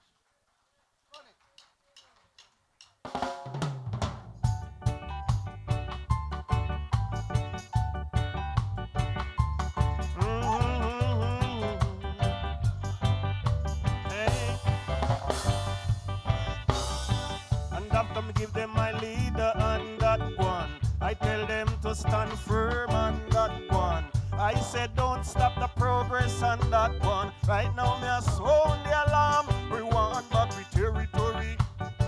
This is BMP territory. Kingston, St. Andrew are the territory. Yes, are the territory. Hit the road and don't you come back.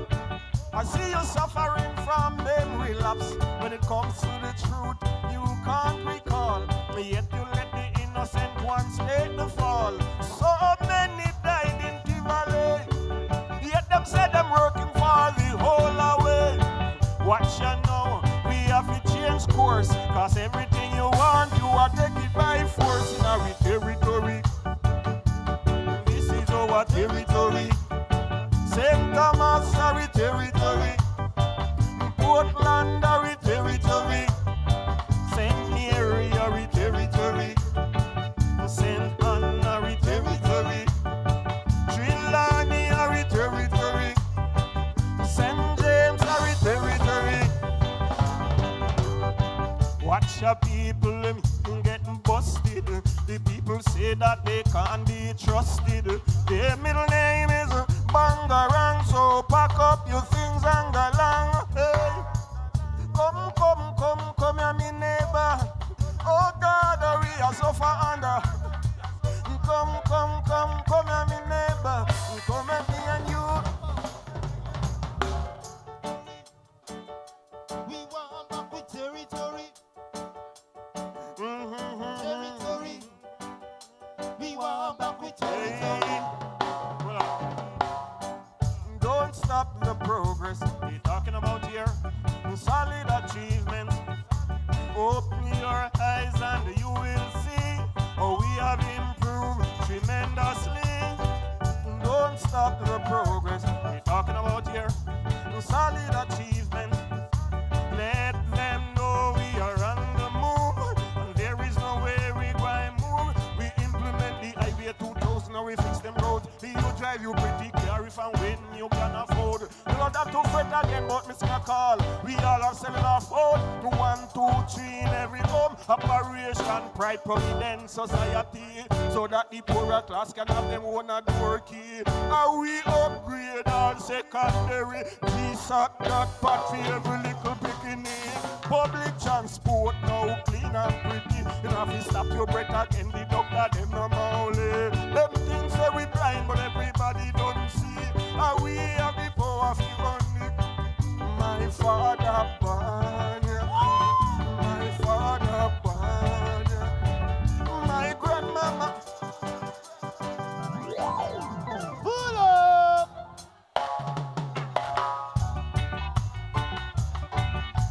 Son of people. If you're born,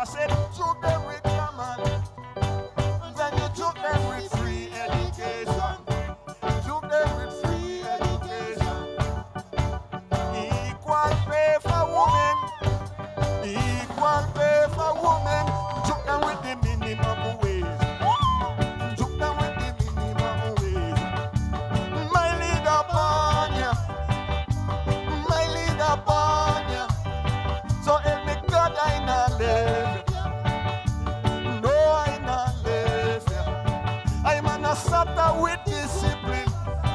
Under heavy manners. Me inna the struggle too. Me inna the struggle too. Oh, number start not. Number start not. Everyone laughful. Oh, everyone laughful. Took them with the Cuban school. Took them with the Cuban school. And you took them with the micro dance. Took them with the micro dance. Took them with the basic school. Took them with the basic school. Socialists are the fool. Socialists are the fool. Took them with housing. Joshua said, took them with housing. And you took them with the impact program. Took them with the impact program. We have them under manners. We have them under manners. Heavy manners. Heavy manners. Oh, we have them under manners. We have them under manners. Heavy manners. Heavy manners. Yeah, man. Bless.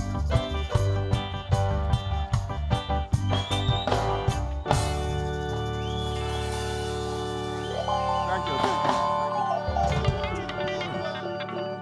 Hold on now. Bring up the house, someone, please. May one left the one for last. But then the thing changed. So, without jumping on the click. The click.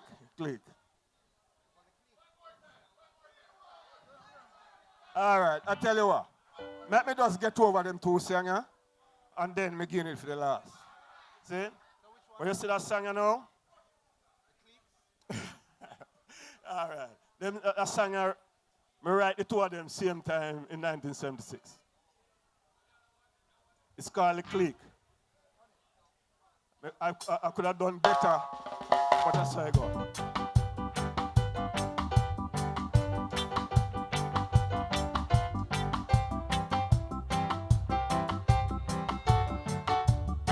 I'm talking about the clique. Yes, I'm talking about the clique. Ooh, they're still trying to mash up this land. Yes, I'm talking about the clique. I am talking about the clique. Ooh, they're trying to mash up this land. Some sharp used to fight them. Some sharp used to fight them. Ooh, yes, my brothers. Some sharp used to fight them. The same clique kill him. The same clique hang him. The same clique hang him. Paul Bogle used to fight them. Bogle used to fight them. Oh, yes, my brothers.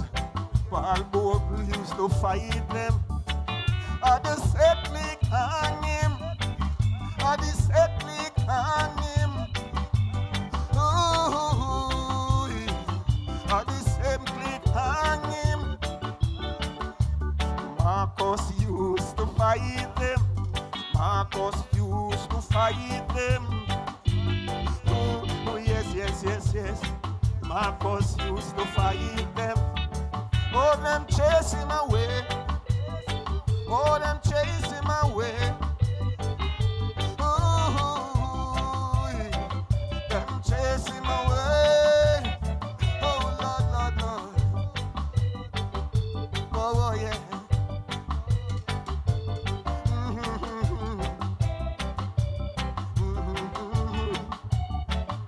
But they're still around. They still rule the town.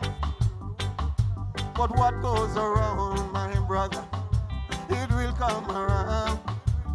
Oh, it is such a shame. They're still using them brain, manipulating the system. for their own personal gain. I am talking about the clique. Yes, I'm talking about the clique. Ooh, they're still trying to mash up this land. Nanny used to fight them. Nanny used to fight them. Ooh, Nanny used to fight them. This empty killer. This empty killer. Ooh, this empty killer. Joshua used to fight them. Joshua used to fight them. Oh, yes, yes, yes, yes. Joshua used to fight them. But we will overcome them. We will overcome them. Oh, we will overcome them. Oh, Lord, Lord, Lord.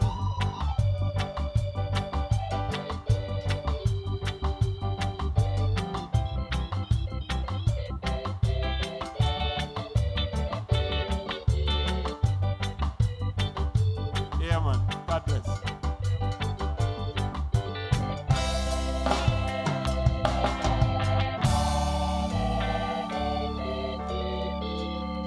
Joshua.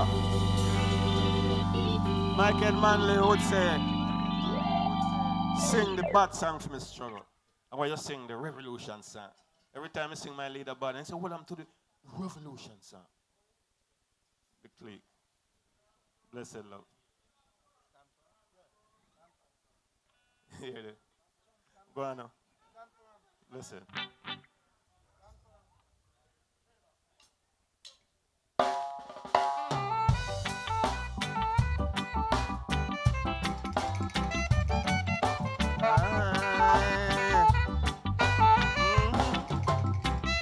Stand firm. We are fighting for a cause. Stand firm. Our country, them trying to sabotage. Stand firm. Hey, hey, hey, hey, hey, hey. In slavery days, my forefathers couldn't rest. And our pregnant mothers, they tie them in ants' nest. Stand firm against colonialists. Stand firm. Stand firm against imperialists. Stand firm. Hey, hey, hey, hey, hey, hey. Them spreading propaganda, they only want to destroy us. Their only intention is to separate us. Stand firm. We are one family. Stand firm. Stand firm against our enemies. Stand firm. Hey, hey, hey, hey.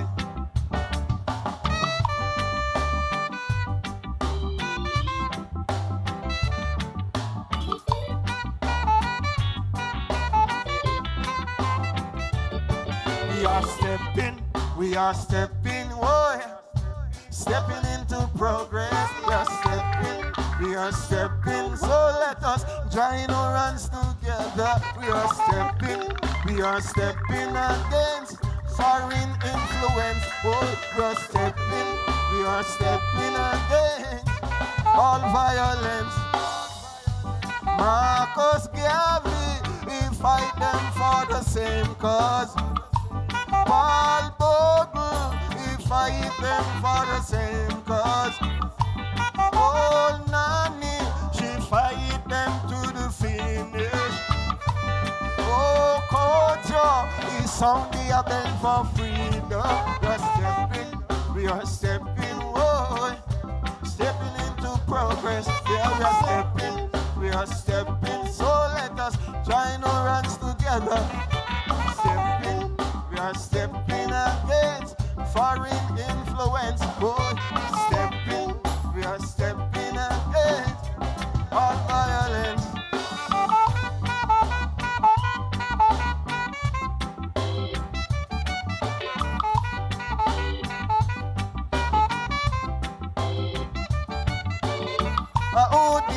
planting?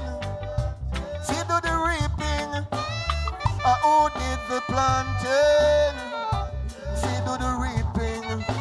Where were you while the struggling are gone? Now things start to turn around. I see them all up in arms. Whoa, whoa, whoa, yeah, yeah, yeah, yeah.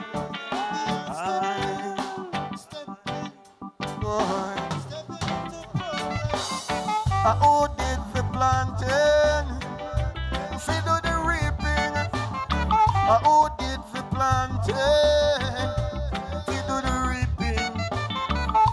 Stick a pin and tell me if I no mash, this I go mash. For a prime minister to rule my country, we no want to pay his tax. Stick a pin and tell me, should we give them power? See the deep down in our hearts, we know them can do better. Who did the planting? See do the reaping.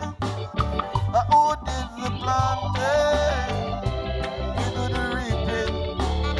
Thank you. Listen. Stand firm. We are fighting for a cause. Stand firm. Our country, them still trying to sabotage. Stand firm.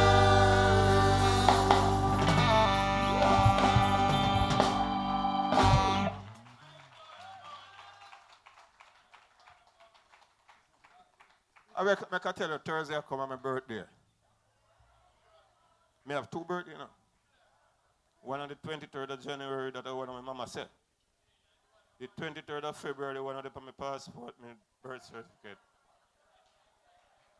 I have 2 beers for drink. One, I'll drink another one Thursday. 72. 72.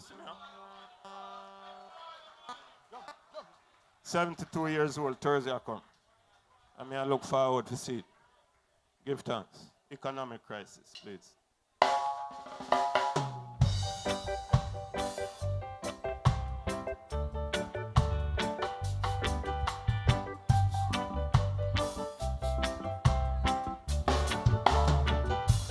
We are a tough little nation. We go and survive the economic botheration.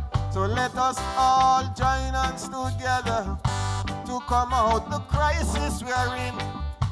With struggle, sacrifice and discipline, we go and fight imperialism.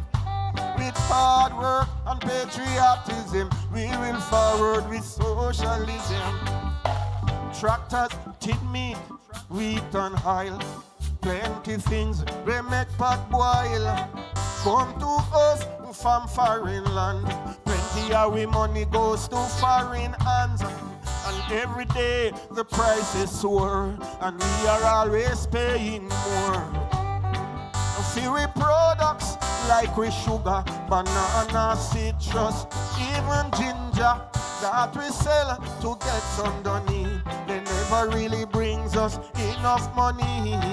All the time they pay low prices, and that is why we are in this crisis. But we are a tough little nation. We go and survive economic botheration.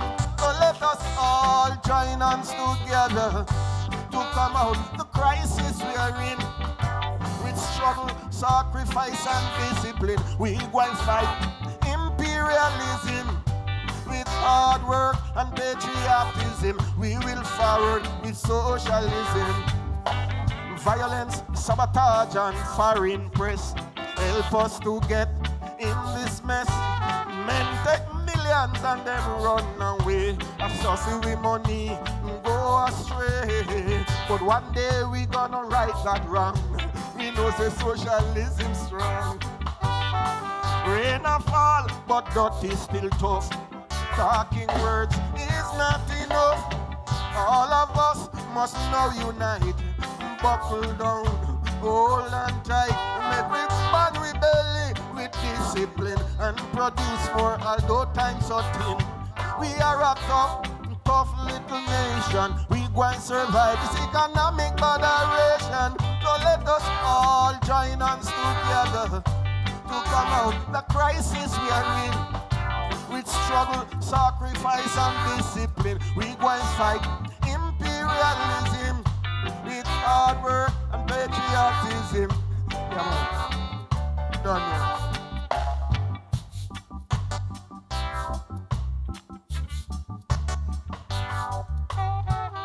Run the my leader for it.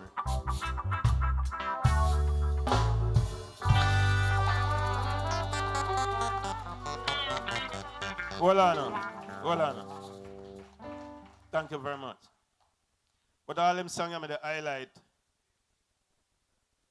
Well, me to get a portion of song to sing. So I can sing all the new tune them. But I just want you to know say I'm also a festival winner. In 1998, I win a song. I think it was one of the cheapest time, but I still want it. Jamaica, woy, woy, woy. Jamaica, woy, woy, woy. Jamaica, woy, woy, woy. Jamaica, woy, woy, woy. 1962, my mama leave me alone. Right now I am on my own. And all these years, through thick and thin, these leaders keep my name ringing. They call me the island in the sun. They call me J.A., they call me Jam Dong. They call me the land of the wood and water. They call me the land of the pretty daughters. Jamaica, woy, woy, woy. Jamaica, woy, woy, woy. Thank you. That's a preview. Yeah, man. Yeah, man. All right. Run the rhythm to know.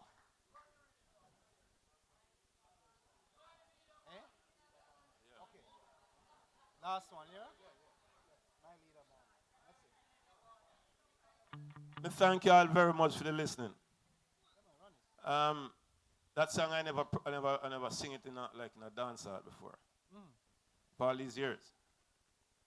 I don't even tell people this I'm not sing it. I only express myself on the political platform as my avenue. So I give thanks for the People's National Party too, because I hang on to them. I don't know what would have been. So I give thanks, Yeah. We are go forward.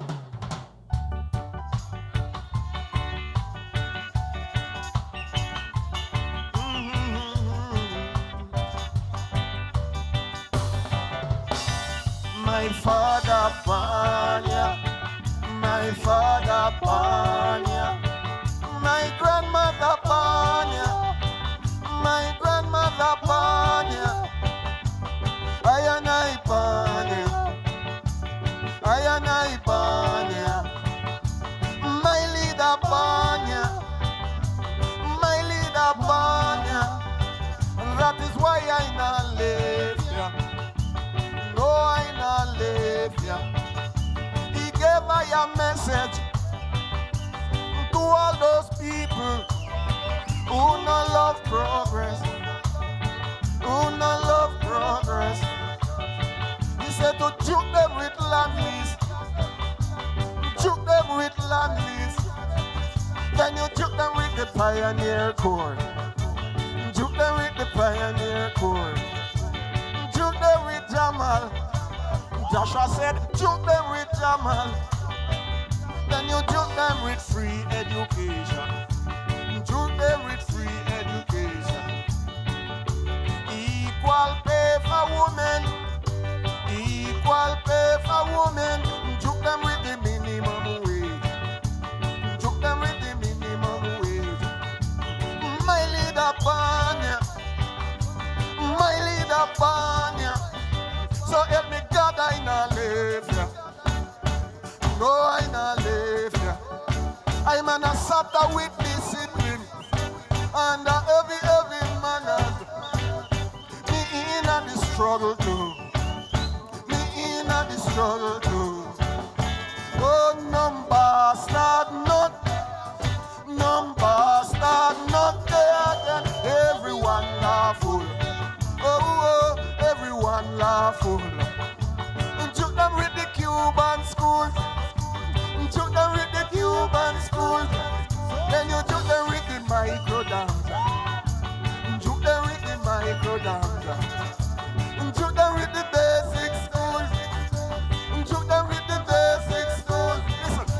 Socialists are no fool. Socialists are no fool. Shoot them with housing. Shoot them with housing. Then you shoot them with the impact program. Shoot them with the impact program. We have them under manners. We have them under manners. Heavy, heavy, heavy manners. Heavy, heavy, heavy manners. I'm on a SATA with discipline. Under heavy, heavy manners. Heavy, heavy, heavy manners. Heavy, heavy, heavy manners. My leader Panya. My leader Panya. So help me God, I not leave you. No, I not leave you. I'm on a SATA with discipline. And a heavy, heavy manners. Heavy, heavy, heavy manners. Heavy, heavy, heavy manners. I'm on a SATA with discipline. And a heavy, heavy manners. Heavy, heavy, heavy manners. Heavy, heavy, heavy manners. I thank you all very much. Thank you all very much. That's it.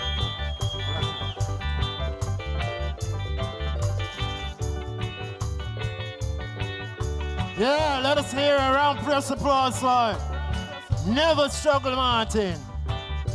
All right then. Glory.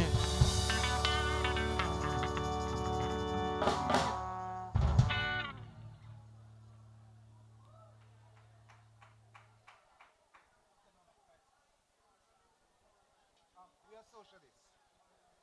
We are socialists. Right away, right away.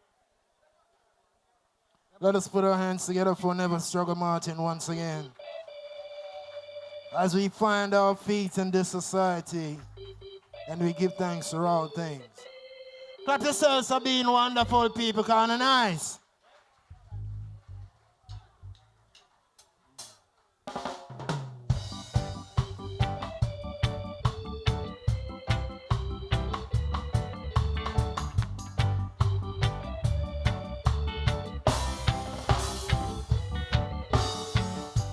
We are socialists, are socialists, are socialists.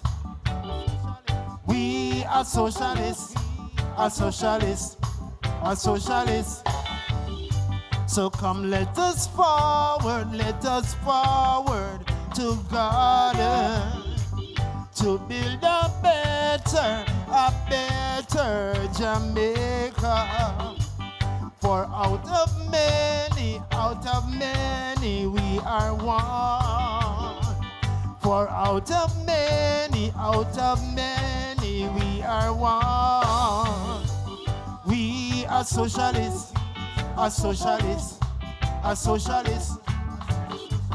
We are socialists, are socialists, are socialists. Socialists a giver, a giver, a giver. Socialists a giver, a giver, a giver. Equal rights and justice, it stands for all. Equal rights and justice, it stands for all. We are socialists, are socialists, are socialists. We are socialists, are socialists, are socialists. A socialist, a socialist, a socialist.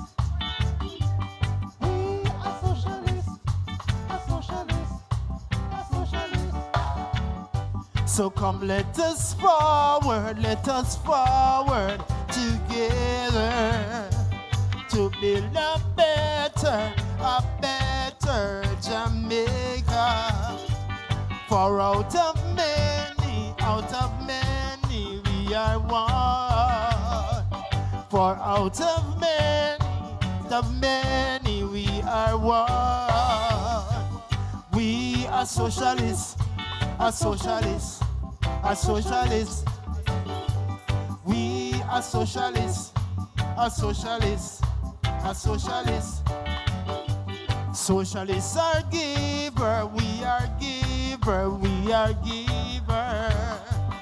Equal rights and justice, justice for all.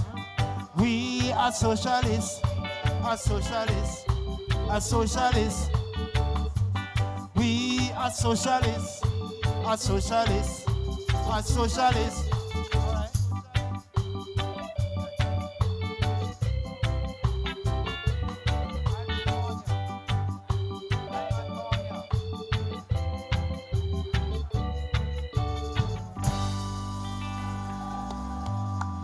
Thank you.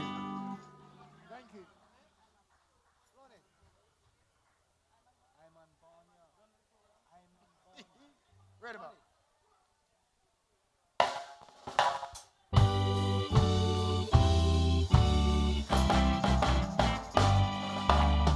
One more Jamaican Ghana, bro. Pull up!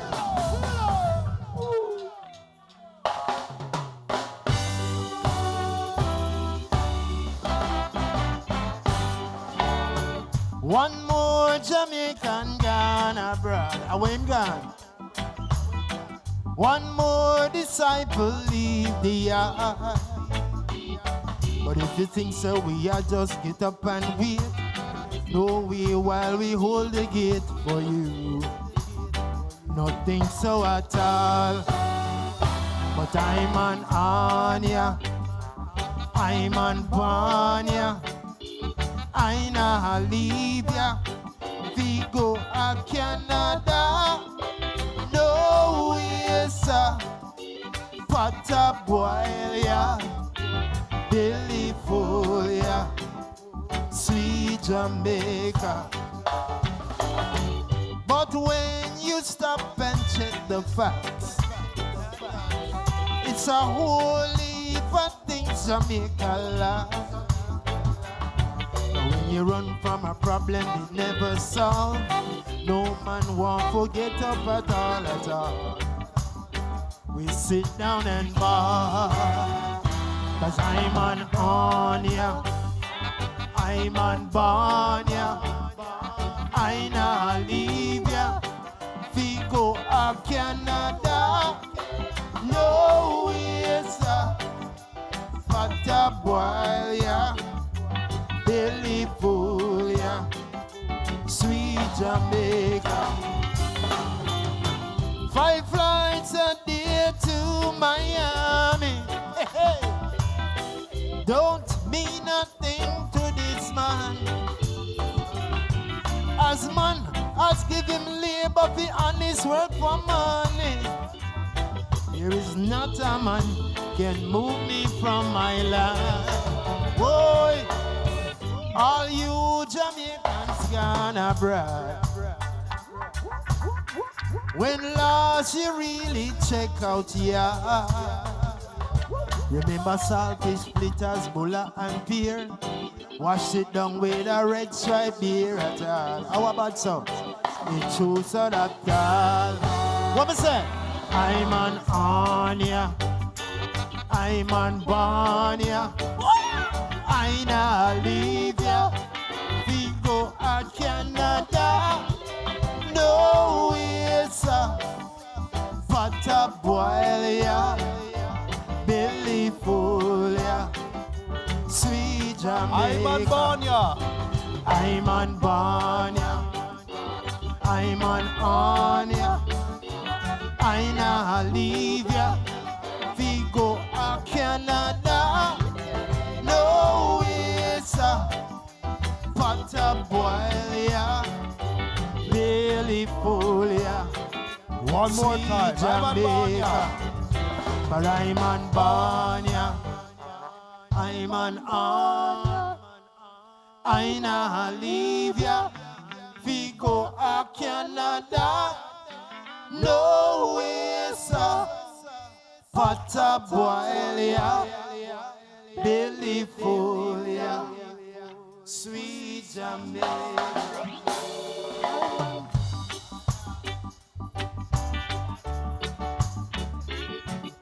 Take it down, take it down. We'd like you to arrive We'd like you to leave and get home safely this evening, everyone. You've all been marvelous and lovely. We'd like to see you back here on Sunday. And bring your friends, bring your family.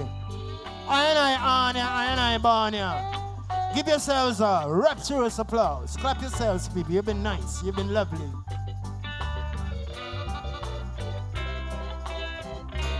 No, it's what a boil,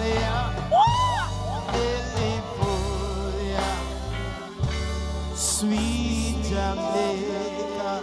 Thank you, thank you.